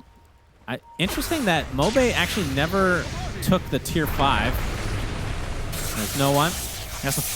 We'll pop the Minotaur Horn. Desire will pop his BKB, but the Epicenter's coming for Desire again. He's getting picked off pretty consistently here in the ultra late game as the Epicenters take up the entire screen. Yeah, this is an important kill for sure. As Books of the Dead, the backdoor protection is there. Yep. It's Not off. anymore. This is meaningful damage. Everything matters. Satanic, how much damage will you take from killing it? Ah! Boom. Okay. Okay. Woods of Travel 2 for Storm. Going the Kiyotaka build at the right time. Yep, of course. Getting the Travels as your last item in area first might be a good way to play this hero. So Mobe took, he kept Ceremonial Robe as the artifact and then took the Status Resist tier 5. Or sorry, not the Status Resist, the debuff duration and Spell Amp. I mean, Ceremonial Robe is honestly very good. He's not. So I guess it is 1200 radius. I didn't realize that. It's pretty big. Yeah. I mean, what else would he take on Viper? What would be better except Book of the Dead? Like maybe Fallen Sky? He had Fallen Sky as an option. He had Stygian, I think, which... I think it's Spider Legs. Yeah, I think it was Spider Legs. I mean, you definitely don't take Stygian. Magic Lamp would have been nice, but I don't think he was offered that. All right. Visibility. 75-minute game.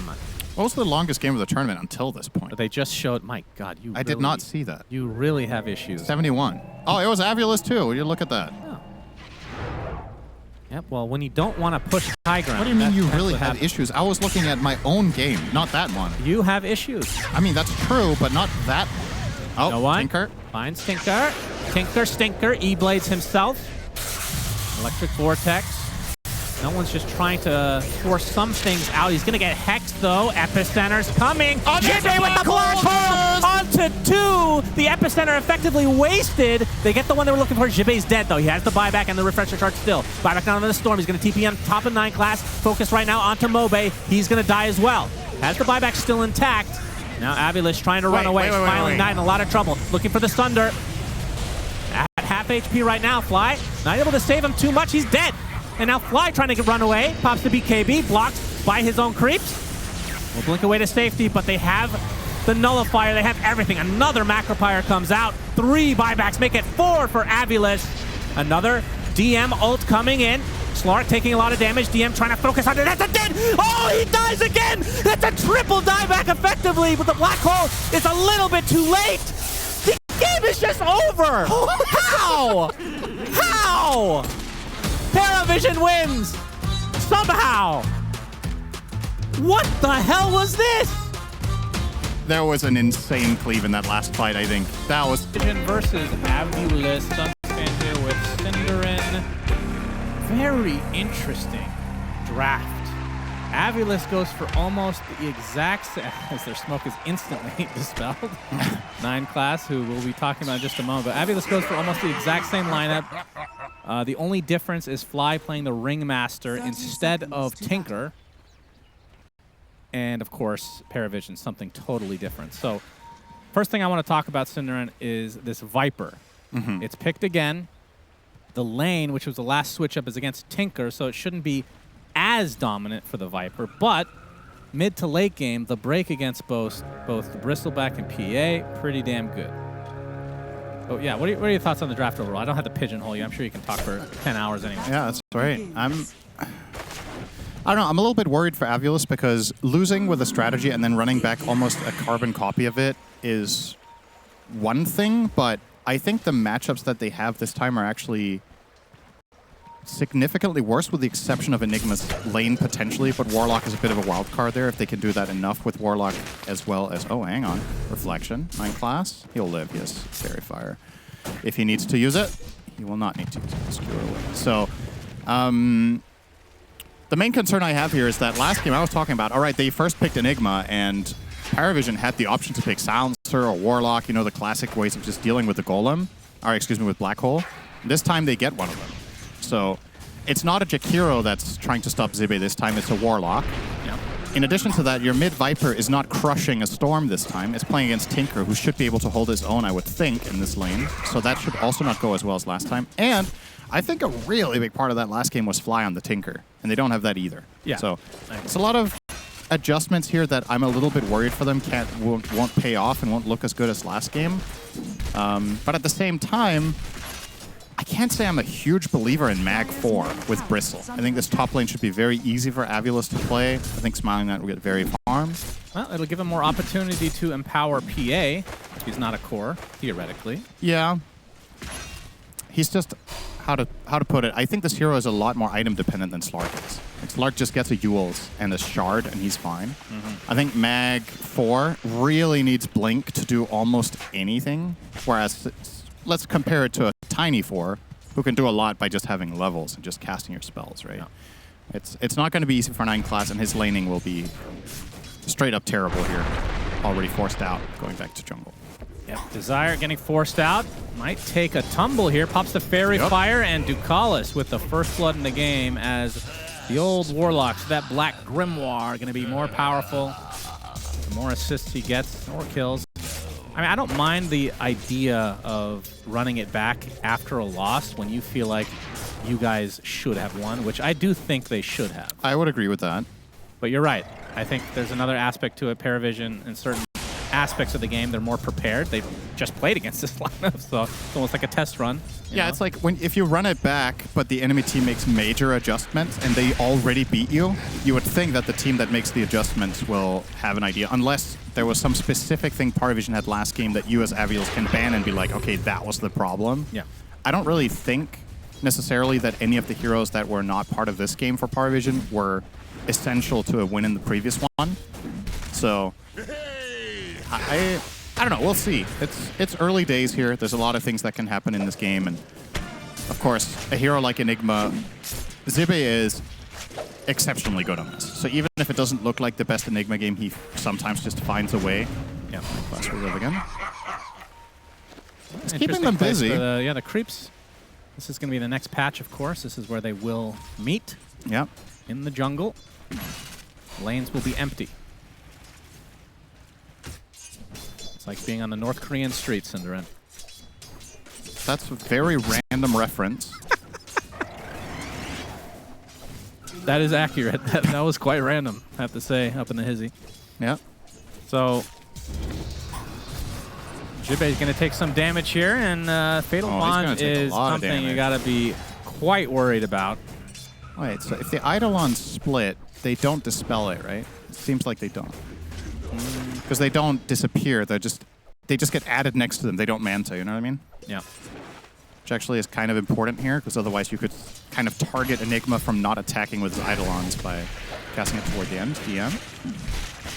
Pressured away again. This top lane is miserable for PARIVISION. Like, it's just flat out a bad lane. Mag Bristol. Yeah, but like you said, mid lane is a lot more salvageable. 15 and 7 on the Viper versus the 11 and 3 on Tinker. So, not too shabby at all. And on top of that, no one, of course, the facet he has chosen in this game will be the Translocator. Sometimes we've seen mid-tinkers actually get repair bots, but when you're playing Translocator, if Viper is chasing you down, you put a Matrix on yourself and you can get some distance. Yeah. Although this time, no one actually kind of messed up, and it's going to cost him his life. Oh, ticking away. Down he goes. Night Class a little bit too late, but not much he could have done anyway. So what happened there was... Oh, hang on. Let's see if Mobe can get out of this situation. Desire tosses Ducalis in, and Mobe's not going to be too happy about that. Avalanche, there's the skewer. Mobe takes a tumble. That was a team kill. Yes. Effectively. You get reported for that one. Yeah, that's not great. A little bit of reverse Tiny Airlines. Not tossing you into the enemy team, but vice versa. Yeah. The reason no one died, ironically, was actually Translocator. He precast the Matrix on himself, and it broke while he was looking at Viper. So he blinked into him. They did have to expend an Observer Ward to get vision on the tower, but Zibe will be dying under his tower. And Satanic off to a decent start, I would say, 30 and 6. Warlock has 3 charges already. 4, I mean, on the Black Grimoire. He got an assist mid that was handed to him by Tiny. And now he's been part of these 2 kills as well. So Ducalis, he could get level 6 almost now. Yeah, he's gonna at 6. See Desire coming up the high ground will get tossed away. Yeah, Desire figured out tossing him the other way is better. Ever a time you don't use it for level 6? I think so. Really? Yeah. Well, I guess, okay. Is there any time you use it, you hold on to it past level 6? My class will take the haste. Like, okay, imagine a game where fights just aren't really breaking out and both teams are farming. I think you just hold on to the book as long as possible, and if no fight breaks out before you're 6, then that's fair. Yeah. You'll have it, and then... I mean, the thing is, what other breaking point is there for Warlock with levels? There's not like some talent that you're like, okay, this is when my hero pops off. His death talent is sick. Yeah, the death talent, it's level 20. Yep. That's hold on. Really long. Play for the late game. Yeah, well, they'll get there if it's anything like last game. They'll if AVULUS keeps this relatively even around the 15-20 minute mark, this will be a 70-minute game. So that's what we learned last time around. Radiant of course, there is a PA in this game with Empower. Yep. So I think PARIVISION will definitely pack a punch. Of course, a lot of armor on the Terrorblade side, so not the worst matchup. Oh, Zibe, he wants to fight for this. Ducalis can't get 6 with the book. He can get 5. Gonna have to give it up potentially. Nope, Fly's coming in as well. The whip, but nope. Oh, Ducalis ends up stealing the shrine. Will cost them a couple lives, but that is How did they get the shrine in that mess? That's crazy. Yeah. Considering all the heroes Avulus brought over there, you would have thought they could maybe tank the ring with one of the heroes to not let it go the other way, but... Yep, that was very good for... Well, they do lose 2 heroes. I wonder what the... And Mobe took the enemy one. So, yeah, Viper invaded a classic. Oh, okay, I see. So it is a 1-for-1. Yeah. It's a good end result for Avulus, right? Yep. Oh my god, Smiling Knight! Woo! Yeah, Fatal Bonds. Ducalis, level 6. So, yeah. Does pop that black grimoire. Still has the Golem. Yeah, didn't have to use Golem there, so could have held on to it for that level 20 talent, as we were discussing. Little mistake here for Ducalis. Yeah, absolutely. Big mistake. Mobe thinking about a backstab. This is quite unexpected for Satanic. He's got the Viper Strike with the break. Smiling Knight pops the meta. There's the Golem, though, and now the Phantom Strike for the PA, but still broken. And that damage is way too much. Mobe, in the meantime, doesn't have much left for DM, but DM is melting as well. The right clicks will suffice, as that's a 2-for-1 special in favor of Avulus. Well, looks like it's an even trade. Double kill for Ducalis. He is destroying this game. 4-1 and 2 on the Warlock. It is a crazy break game. So the Viper Strike, you know, Bristle and PA. Yeah, what more could you wish for? You can't break both, Syndra. That's correct, until you have Refresher. And if this game is anything like the last one, we will get there. Well, that's what I was saying. Like, the laning stage is not going to be as dominant for the Viper, but your ult is going to be way better. Yeah, the ulti is better for sure. No doubt about that. We'll see if there's any Lotuses or Lincolns. I feel like Lincolns is not going to happen, but Lotus perhaps. Try to reflect it. That's all timing. I mean, there is a projectile, I suppose. Yeah. I don't remember how it works with Viper Strike, actually. If it's mid-air and you Lincoln someone, I think it hits. I think it's on cast. But perhaps that was changed. I think there was a patch years ago that changed some interactions with Lincolns. So highly unlikely to become relevant anyway. But you never know. We'll see. No one gonna get his blink here on mid-tinker. That is very standard, so just completely blink rush. Getting 1 null in the bottle. So he can now farm a lot more effectively or be part of plays, whatever he prefers. Of course, if there's one thing the Radiant lineup is really... Oh. That was a very mini blink from no one. It's good enough. He's going to take a Viper Strike, which means Satanic has free reign, or does he? The black hole comes from Jibbe. Right clicks there as well. He will tick out. Big death in favor of Avulus. Whip only onto 1 as Jibbe trying to run away. Puts down the Midnight Pulse. No one on the high ground to potentially assist here. They won't find Jibbe in the end. 9+ with a nice moral support there on the Magnus. He was walking at them. Yeah, well, he... Not level 6 yet. Yep. Relatively close, though. These 2 deaths on Satanic are pretty big, though. He could, in all this time, instead of looking for these fights, he could just be farming. I was going to say, the Radiant lineup is incredible at taking stacks. You've got Bristol, you've got Empower PA, and you've got March of the Machines. So ideally... It's almost too many, because a lot of people are going to show up to those stacks, Syndra. Yeah, not only is it something Avulus really want to contest, but there's also only so many camps you can stack at the same time, and they all want to farm them. So who are you giving priority to? Perhaps this lineup... Is it a bit too greedy from PARIVISION? We'll see. If it goes 70 minutes, it won't be. Maybe they're just banking on Avulus not pushing with 2 Aegises. Yeah. High ground. I mean, this will show a lot about the mental state of Avulus. If they get Satanic, this will be the 3rd death for him potentially. Whip not going to hit. Doesn't matter. But they have the damage anyway. Avoids the Wheel of Wonder, but still ends up in the grave. No one in Ducalis a little bit late to the party. This is a very uncharacteristically bad start for Satanic. He has been so stable in the last couple of months, but this one, 1 and 3, a lot of it off of his own aggression. Yeah. This is kind of costly, you know? Things are going to slow down massively, and you're playing a lineup that is already inherently very greedy with the way it needs to ramp up farm first. If they end up in a position where they have to wait for the PA when the other heroes are ready, I don't know if they have the damage that they would want. Mobe with a nice steal of a big chunk of the stack here. Avulus, once again, doing a lot of things right. Yep, and he has Blink Dagger again on Mobe. I expect the smoke to come out relatively. He has an Invis he could just use instead. Yeah, no Orchid Rush this time. That's true. It's a different order. Yeah, because you could have also gunned the Orchid first against Tinker, right? It's the same logic against Storm. It's nice to have it, but now you get the easier access to jump on someone you and can break kill them. PA really easily right now. Yeah, they are just on the trail for Satanic non-stop. You see the line drawn here from Desire, has the read. He'll be right. Satanic is farming down here. Mobe with a long wraparound. It's a lot of time on his invis. And in the meantime, Desire is distracting the enemy team. So I think this gank is actually just going to work. He's going to solo Satanic in a moment if he were to continue chasing here. Satanic goes to the Ancients. Oh, now he's got the vision. Oh, he's dead. On the north side, we'll put down the Golem. And the PA trying to fight his way out of this. Not going to happen. And he's Mobe underplayed? might be the trade. Indeed it is. Now a full-blown fight may break out here. Smiling Knight takes a laser, gets to the high ground. 9 class does have RP, but the black hole from above and the right click from Smiling Knight enough to get the support Magnus. Wheel of Wonder to follow. And the good old-fashioned toss, which that almost saved him. That would have been a disaster. And now the Avalanche to clip onto Ducalis. This will result in likely the 4th death for them. The PA back up and running, though, so yeah, they're not going to go any further. Death timer's super low. Still, really good fight for AVULUS.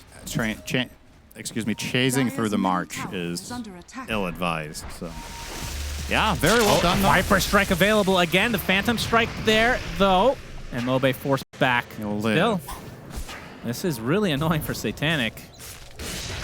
Not too far away from Battle Fury, though, and they have still created a distance of 1,300 between him and the TB successfully with all of these 4 kills, and that is in spite of Satanic having stacks too, right? Yeah. So this is really good news. Careful now, young man. Well, we'll get a little love from Ducalis here. We'll catch him up to speed. And here's the battlefield. So, Jibbo. He buys Boots of Bearing, so counteracting the upheaval to come. It sounds like a knockoff Haribo. Jibbo. Giving the wisdom here to 9 class. I thought Satanic was going to take it himself. Could use some levels, but he will opt to pass it over. 9 class quietly in this game, with emphasis on quietly. It's close to a blink. Will stack once more. Nope, he won't. Satanic will not let him. This is effectively just a net loss. Because I don't understand this. Like, if you let Magnus stack this, there's just more gold. And you're killing it in basically the same time. So, didn't really feel worth it to me. Anyway, Desire will be the recipient of the shard. Completely useless for another couple levels since he doesn't have tree grab. So that's unfortunate. I think the Ringmaster one also isn't that great here. Yeah, neither are. I mean, at the very least, maybe you can farm a bit more in the mid game with the Tiny, but yeah, it does become a valuable shard on 4 Tiny. I wonder if he's going to skill tree grab. I think he should skill tree grab on level 9 now, actually, just so he can farm. Try to scale that a little bit faster. Dagger, 100 gold away from him. Early 3K lead for AVULUS. Looking good. It definitely is. This is, not to sound like a broken record, but this is just a game that PARIVISION will be slow in. They have not got very many heroes that have play potential. The Magnus finally getting Blink could unlock something, and they're going to try to put it to use, but if it's only Fly they get, that's not great. And not even that. Not going to walk up the high ground to him. Now they will. 9 class will reveal his Blink. Yep, the Skewer is there. I don't think they kill him. Fox and Fly lives. Yeah, way too easy to escape. No follow-up stuns, slows, anything. They didn't want to golem him. They don't want to RP either. No. So that was effectively a Blink reveal for nothing on 9 class. Would have been better not to go. Now you also used your smoke for it. Really not that great, all things considered. Satanic being shadowed by Ducalis, and now we have a smoke for AVULUS. Oh, Satanic is coming right to them. Oh, he's in trouble. Desire with the toss back. Wheel of Wonder. Chaotic Offering trying to counteract this. The RP as well, but they've already lost Satanic. Uh-oh. And now the Golem wasted. It will be cleaned up easily. Viper Strike reserved for Warlock. 2 dead for PARIVISION, and AVULUS starting to run away with this a bit. Have PARIVISION overcooked? You know, I thought, okay, we're AVULUS kind of running back more or less the same strategy as game one. PARIVISION with some major adjustments. They have not worked so far at all. Very much on the receiving end here. A little bit of frustration shown here from Decisive. I can understand I feel like it. none of the cores have had any impact so far for PARIVISION. Like, I forgot there was a bristleback in the game, for example. It's because none of them can really make plays. There's a lot of things that happen here that are a result of a snowball effect. So number one, bristleback can't find much impact because he's playing with Mag 4. So the lane is bad. Because the Magnus is a 4, you can't really gank very easily and relieve pressure on the other lanes. So the Viper does quite well against the Tinker. And the bottom lane, the Enigma, did great. Again, despite being against the Warlock, he did quite a good job so far on Zibe. And none of your cores are playmakers. So if the Magnus can't solve the problems and your cores can't either, it becomes this spiraling. It's just a spiraling effect where everybody is kind of suffering together. It's very wholesome. We'll see how much they can grow this lead. Desire really doesn't want to get his tree grab, huh? Everything before it. Took the Avalanche caster. It is an amazing talent, to be fair. But Radiant's middle tower is under attack. okay.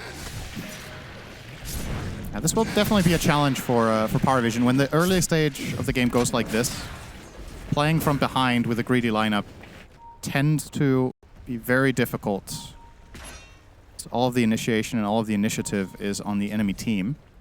So you're kind of playing keep away, you're trying to stack, you're trying to avoid getting ganked. Decisive will find Fly, but be scared of him.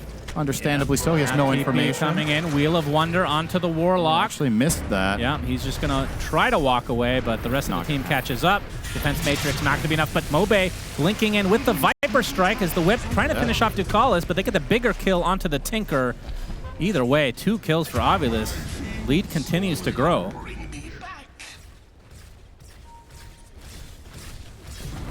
Trying to think of what PARIVISION need to do itemization-wise to buy time here, because... Well, I assume this BKB means go time for Satanic, unless there's something else on the horizon that they need to wait for as well. I think he needs a shard too, maybe, for a bit of... excuse me, not his shard. He might need a damage item too, because he has Empower, but you're not likely to very quickly kill Viper or TB.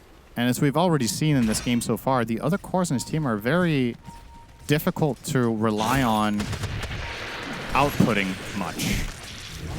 Tinker's Ags will be a big help, of course. Yeah, they'll have to wait a bit. It's not that far away, but yeah, still a couple minutes. Ooh, amp damage run for Moby. Loving this. Yeah, that's one of the best heroes to get that rune on these days, I would think. The PA having BKB, though, she's no longer soloable for Viper. Can always just do the Nightfall. Except if Enigma is there, but then it's no longer just the Viper, of course.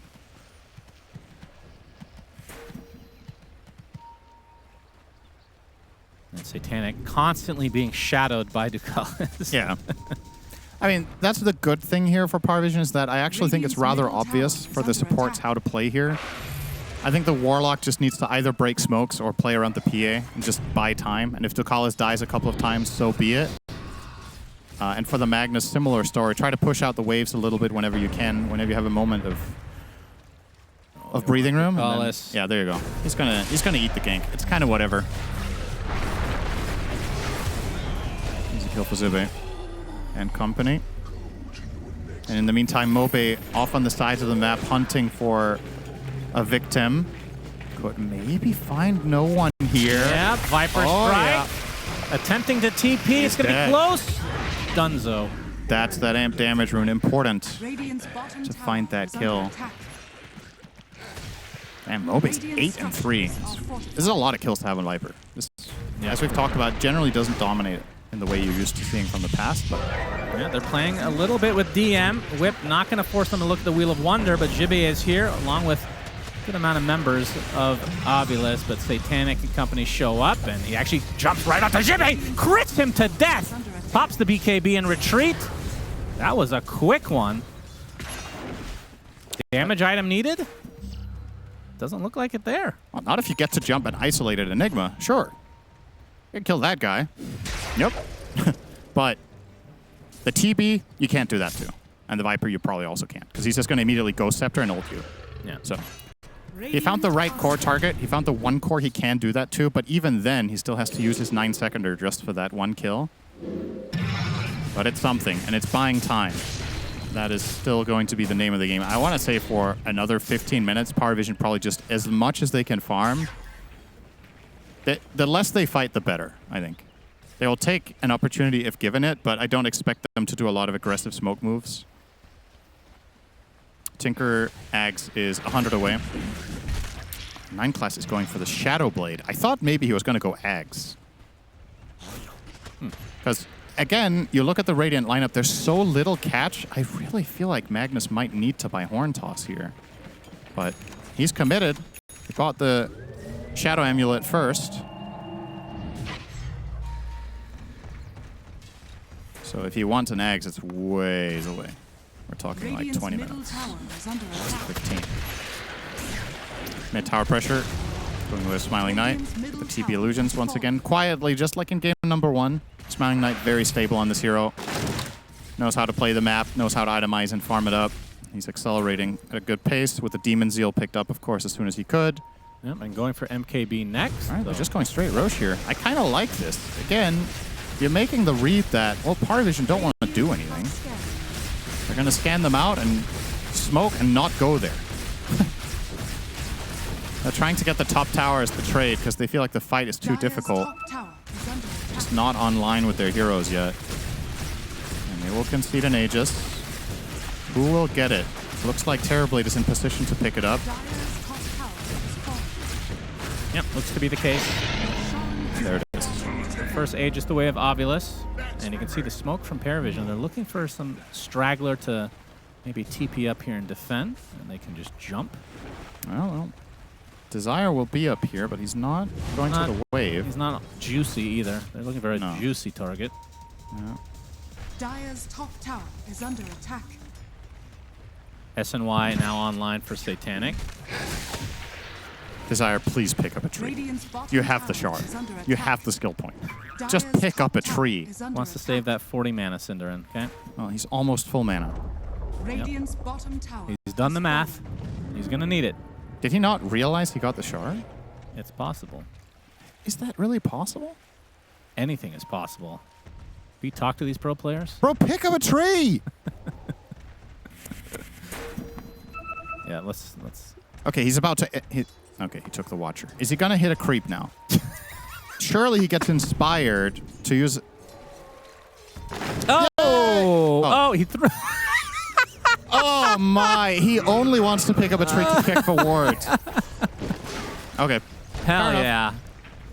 Gotta love it. You know what? This guy's a lot better than me, so who am I? Smoke play potentially here. Viper strike onto the Bristol. He is silenced. He is taunted. He is broken.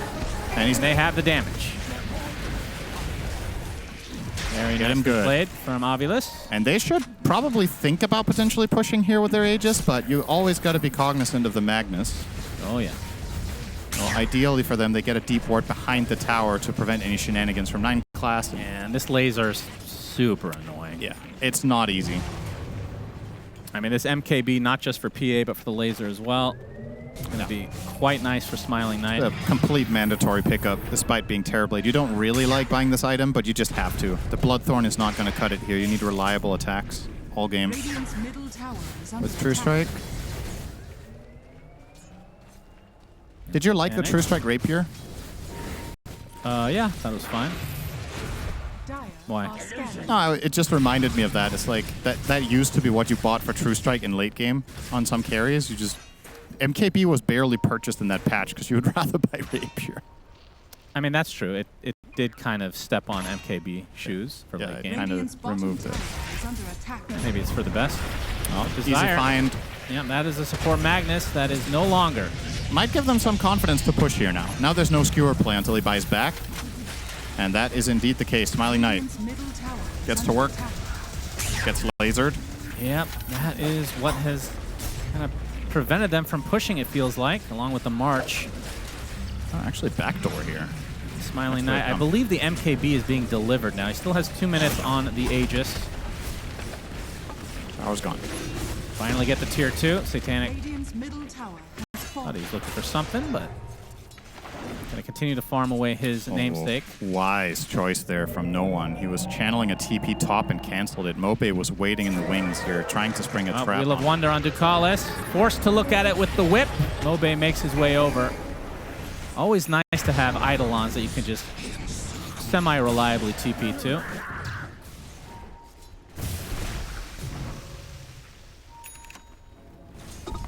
AVULUS. Lead has grown to 7K, not astronomical, especially when you're talking about RP. Oh, this would be a big fight. And chaotic. Good no reaction, one. but the toss? Yeah, they're going to cancel the TP. Oh, he's screwed. No one. Again. Whip. Laser to follow for no one. He's just going to get rooted by the Atos and killed off. Now the Viper Strike onto Satanic. Pops the BKB in retreat as DM beating the shit out of Jibe. There's the black hole, but it's not going to do too much. Jibe dies really quickly. It's a little miscalculation from AVULUS despite having this Aegis advantage. Smiling Knight at the very least. We'll take tier 2. Able to push down the tier 2 top.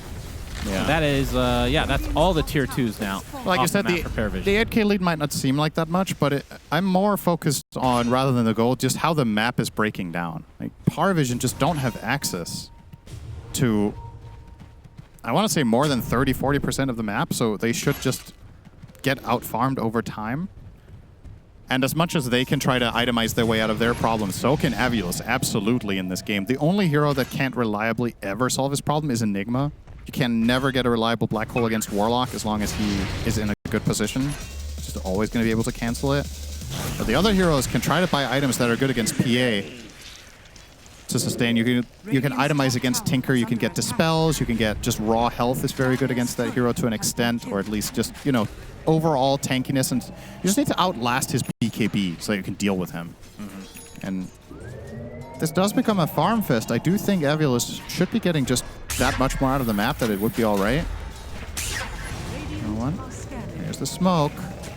Next Tormentor coming up soon. Where are they going to go with this Oh, smoke? that's been up for a while. Sorry, Syndra. Where are they?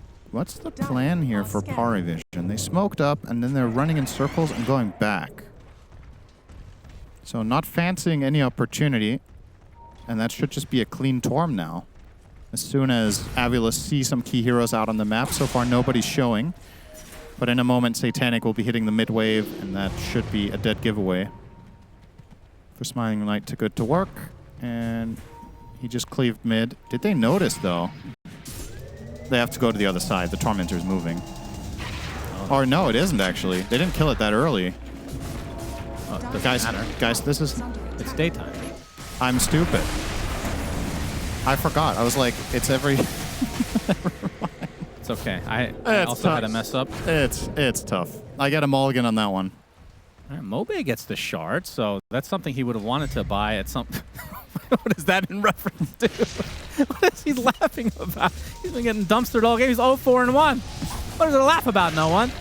He was laughing at my comment on the Tormentor. Oh, yeah. 9 class. Shadow bladed up, looking for a moment of opportunity. It feels like it's been forever since PARIVISION initiated a move. Will they find one? 9 class sees Zibe. And he doesn't go. Because his teammates weren't around. Yeah. It's funny how 9 class can take any hero and play Slark on it. It's actually just running around in Shadowblade on Magnus. It's a true skill. Getting info. The designated vision boy of the team. Massively upgraded role from Water Boy, of course. Doesn't really have the same kind of save potential, I would say. As a Water Boy. True. Yeah.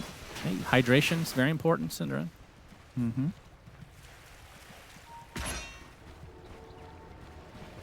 The next rush we'll know about, well, I guess we won't know about in 40 seconds, but Gaben will. I can't read that clock. I'll let you know as soon as we get the access to the information. Thank you. 20 seconds out, I'll let you know within a 20-second window. There is no way to change this, unfortunately. Archaic clock. Up. Roshan lives in a different age. Smiling Knight is a beast, but so is Satanic. Oh, they're definitely getting there, both of them. All right, Roughly let's the see the same Rosh net worth. timer. Let's do the That's like, calculation. Okay, 1.5? yeah, roughly a little bit more, 140, I think. Okay. So that's irrelevant.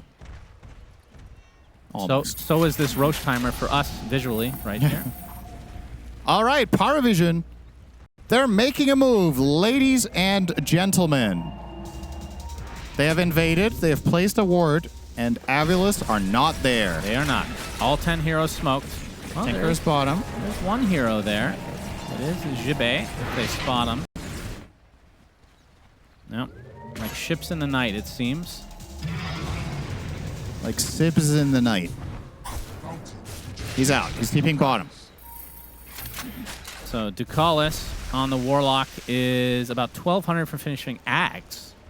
Interesting. Is that good here? What would you rather see? Just refresher Or or supporty items? I'm thinking more supporty items, perhaps, but Dire are scanning. Oh, they're chasing Desire. They're setting up a trap, though. There's Oh, this is the Aethos, best pick Wheel they of can Wonder. get. Magnus dead. 9 class. No way to get back in. 50 seconds on the deck.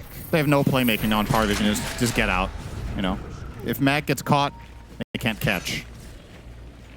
They're in the triangle, being spotted now by the illusions. And they're going to try to invade their own triangle. Desire, a big avalanche toss onto PA. Looking for the Viper Strike, but not in range. Satanic is super low. The black hole now onto 2. Well, mainly onto the PA is the important one.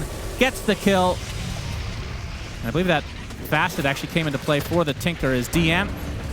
Trying to run away, but 3 dead already for PARIVISION. And this is looking, well, Whip is going to cancel the TP, so the eventual kill will come. There's a lot of goo. No one Four only dead. no one only lived because of Translocator. Yeah, I was going to say that. He got I didn't know located out before of the black game hole. if that got out of black hole, but Yeah. indeed that is the case. That is the Keenfolk technology is kind of crazy when it's stronger than the force of a black hole. Yeah. Same with Marcy's hands, Yeah, at least initially. she has really big hands. And Roche number 2 will go the way of AVULUS as their lead continues to grow. And there's the sheepstick again Hex too. for Mobe. His He's item big. build is effectively the same as last time around. More or less. Slightly different build order, as we said, but yeah, same items. No one Oh, he's did cheap. not expect the hex. Yeah. He has BKB though. He does. Chaotic Offering is used to try to give him some space, and he will get out as a result, but now that's a big cooldown. What? What? Wait, where did he get tossed? What? Did You Did he okay? to- Are you having a stroke? he tossed him onto Tinker, who teleported back with Keen Conveyance. Oh, I see. And that works differently than if you TP back with TP Scroll, I guess? Oh, he's dead anyway, so it matters not, everybody. That was such a weird interaction, though. Smiling Knight, alone for the time being, will get E-bladed. Still 2 dead for PARIVISION. To the high ground we go. No Magnus, no play. I think that works the same as regular TPs. I've actually seen that before. So if you are if you're Like tossing it someone tosses onto you like some random, I forget what the distance is. toward them as they're Yeah. giving. Okay, Yeah. I did not think it worked that way with regular TP. And now the push comes. Mobe with that shard, minus armor on the tower. It's dead. Both supports dead for PARIVISION. It looks like they're going to have to give up this entire lane, although they're going to they're going to fornicate with Yeah. the towers here. Pretty sure the fornication is one way right now. Mobe making sweet love to the barrack. Oh, yeah. That's poison attack, of course. Yeah, it explodes at the end as well, so Yep, very all right. fitting. Very thank you for the visual. Full lane for AVULUS. Yep. And they don't have to keep going, but they can. They have Aegis. And Smiling And Knight. they have meta. Radiant's top tower is under Absolutely. Dire's bottom Tower already at half HP. PARIVISION are going to have to do something here. They don't have Chaotic Offering. They do have RP, though. Tower gone. Radiant's top tower 9 class smoked up. We'll have to get the D ward here. Oh, he could get a decent RP. It's close. Dire It's just, if he only gets Smiling Knight, I think it's not good enough. No, of course not. is under attack. The Aegis really coming into play against a hero like Magnus. So...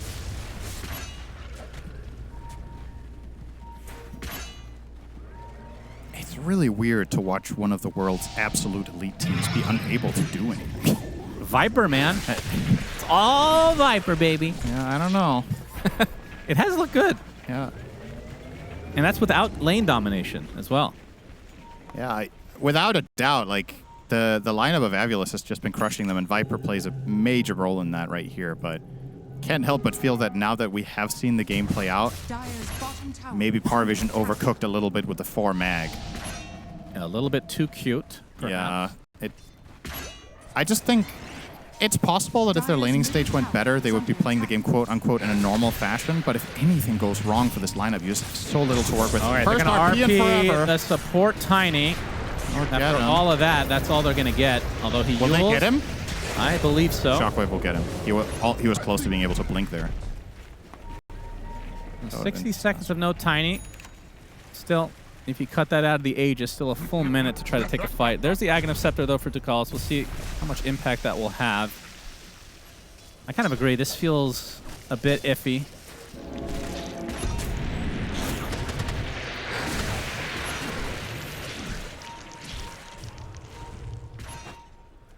Oh, boy. Damage rune for Smiling Knight. He's got the Ogre Seal Totem as well, and we have 1, 2, 3, 4, 5, what is it called? Ninja gears in the games that they're in. This has been nerfed a lot. Yep. It's still good, but you can feel the nerf. Yeah. The duration is super low now. We were this close to 15 greatness. seconds. They almost removed it. I think we were it's fine. that close. I think it's fine as is. Yeah, I think the players do too. 5 in one game is fine. This is an aberration. It would have been Ogre Seal Totem if they had the choice. Let's be fair. I think Ogre Seal Totem is also fine.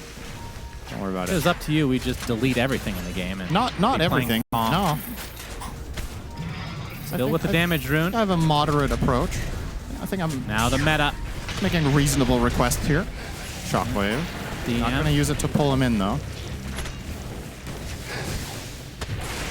No RP for another 26 seconds. But they do have the Aghanim Scepter Golem. As DM, he's going to get tossed back. Oh, they're actually destroying the Tiny. Deleted off the face of the earth. But it'll be a trade for DM. He does have the buyback if he needs to get back in this game. And with the Aegis expiring in 12 seconds, as 9 class. The old Shockwave and Skewer with nothing near you. He's doing the right thing, though, there. Trying to fish. Yeah, no, 100%. With Tiny dead, if you displace the fight, you can really capitalize. Oh, Nice. RP is found, and that is one dead. Fly is Dunzo, but yeah, the Viper Strike onto the PA does have to be careful. Yeah, can't Smiling go Knight for the just black hole shrugs here, it off. because Golem is still available. So they will just grab a ring.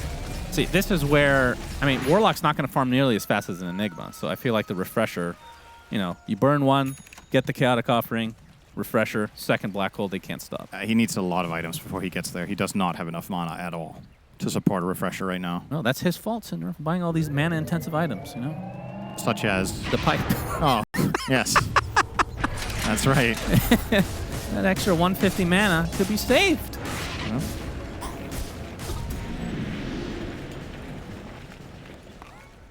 Just need some more levels. He's going to buy the energy booster here. So I'm assuming Octarine. This is going to be a 60-minute game. I can feel it. My bladder can feel it as well. Yeah, that's good.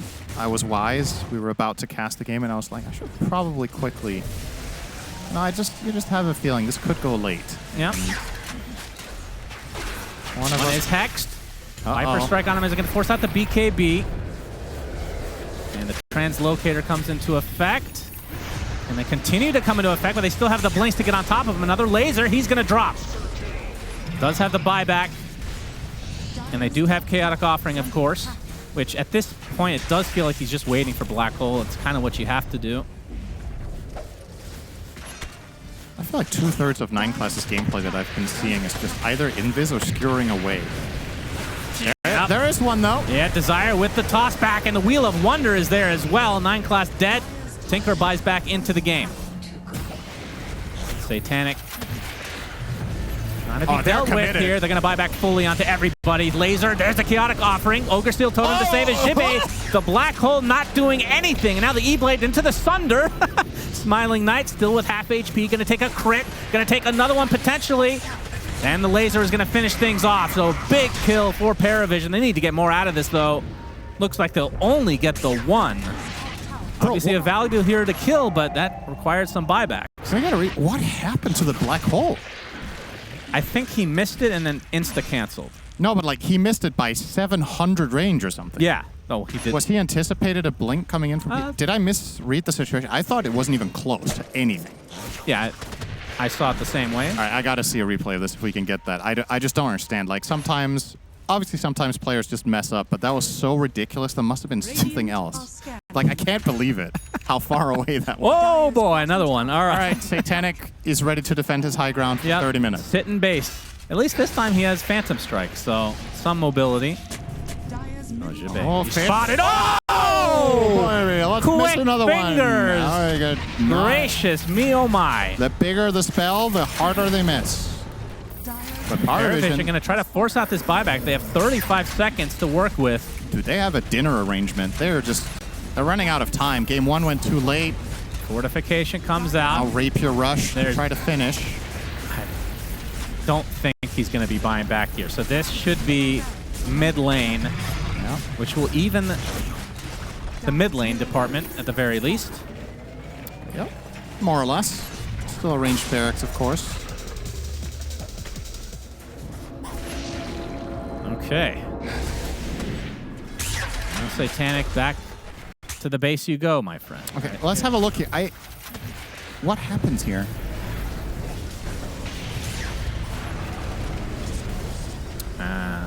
Maybe Satanic was in blur, but I mean, I guess he was just assuming Satanic would chase, and he just cast it and was flat out anticipating a jump in, right? Yep. Wanted to catch him. Honestly, the first bad black hole of the 2 games. Yeah, for Jibe. He has been on point. He is really good on this hero. That one was a miss and a half. Honestly, would have been better just to keep channeling it. Terrorblade gets a little bit of extra distance. True. Might have saved him. At your own expense, of course, but... All right, well, Aegis now on Satanic with that Divine. He is monstrous. Yes, he is. Divine, MKB, Empower. He hits for 750. Seems to like Cleave as of today. Yep. Kunkka game 1, Empower game 2 with Battle Fury. 2 fat Cleave setups. Obviously doesn't have the Battle Fury anymore, but... Just let this guy hit a target and it's gonna die. He's critting for 3,400 right now. Oh, yeah. Before reductions, of course, but certain heroes will get one shot. He can one-shot crit the Ringmaster and the Enigma with their pitiful armor right now. And it doesn't matter that there's a Ghost Scepter on Enigma, you're going to immediately nullify that off and take him out. Same with the Tiny. Can only... Yeah, for all intents and purposes, even game. Yeah, I very much favor PARIVISION right now. I just think the explosiveness of their lineup, all you need now that you got over that really difficult hurdle, all you need is information. If you see heroes, you can kill them so fast and you can displace them with mag.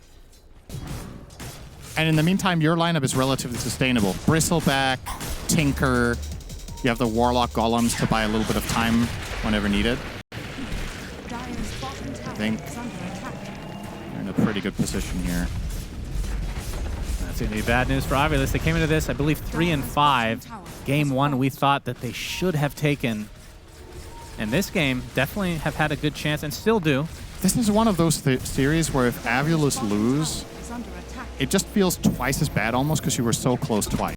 Yeah. Right? And you know this series is so important because this is one of the teams that will be the hardest to beat. If you could even get a draw, I think you offer them a draw before the series, they're going to take it. Because that individual game is so valuable. RP. Gonna find the Viper as DM and company are here to try to reciprocate, but the BKBTP make it the chaotic offering to cancel. Trying to get to the high ground, but he is mega dead. That's a chunk of gold. He's worth 2K there. What? He had a 6 kill streak. Wow. DM got 818 and his teammates got 1K. And that's just the gold you get. Then there's also the gold they lose. So that was actually a 2.6K kill. Kind of crazy. And they had to use some stuff for it. It wasn't free. It was an RP and Golem, but buying time. I mean, of course, still with the Aegis cheese, so you can play around here. You are going to lose your Aegis in 2 minutes. So will Satanic try to press the issue here? Oh, that's a big item on no one. The Wind Waker with a 6-second cooldown. Tinker Enjoyers rejoice. Is Ogre Seal as well as the Translocator. Yeah, Ogre Steel with a 16-second cooldown. And Roche Banner. Oh, Satanic. Oh, he gets the Abyssal Blade, destroys Fly. Does have buyback here. As DM trying to create a little bit of space. Smiling Knight already using the meta. Well, they're gonna go on top of Satanic. We'll use Satanic to get back to full HP. Doesn't want to burn. Oh, Desire looking for the toss. But the blink out just in time for Satanic. Now to focus on the buildings a bit while these cooldowns could are... not get the banner. Oh, this illusion might do it. Okay. Looks like they'll finally get it. The fortification as well. Satanic will be getting the tower at the very least. And Jibe trying to find an opening, but easier said than done. PARIVISION, 50 seconds on Aegis. They might just back away here. They know meta is going to be down now. It's kind of a big deal. Coming back in, Avalanche is going to clip. Midnight Pulse placed. Range racks instantly deleted. As Satanic trying to heal up a bit more. We'll take a Viper Strike. They want to try to burn his first life without expending too much. Oh, and the RP on the 3! And the laser to follow. Holy crap, Cinderin. They didn't even execute that correctly. Satanic blinked in as 9 class cured them out. And Mobe trying to fight his way out of this, but this is a disaster. Oh my. And the Viper Strike applied again to Satanic.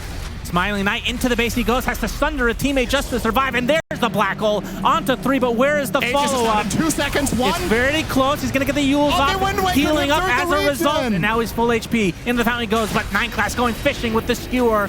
Smiling Knight forced to try to fight his way out of this, but the chaotic offering is there to finish the job as GG's come out. Man. Damn. Both these games were really entertaining. I'm a little sad AVULUS didn't get the split. Yeah. Because it felt like they deserved at least one of these games. You can't help but feel sad for them. They really played their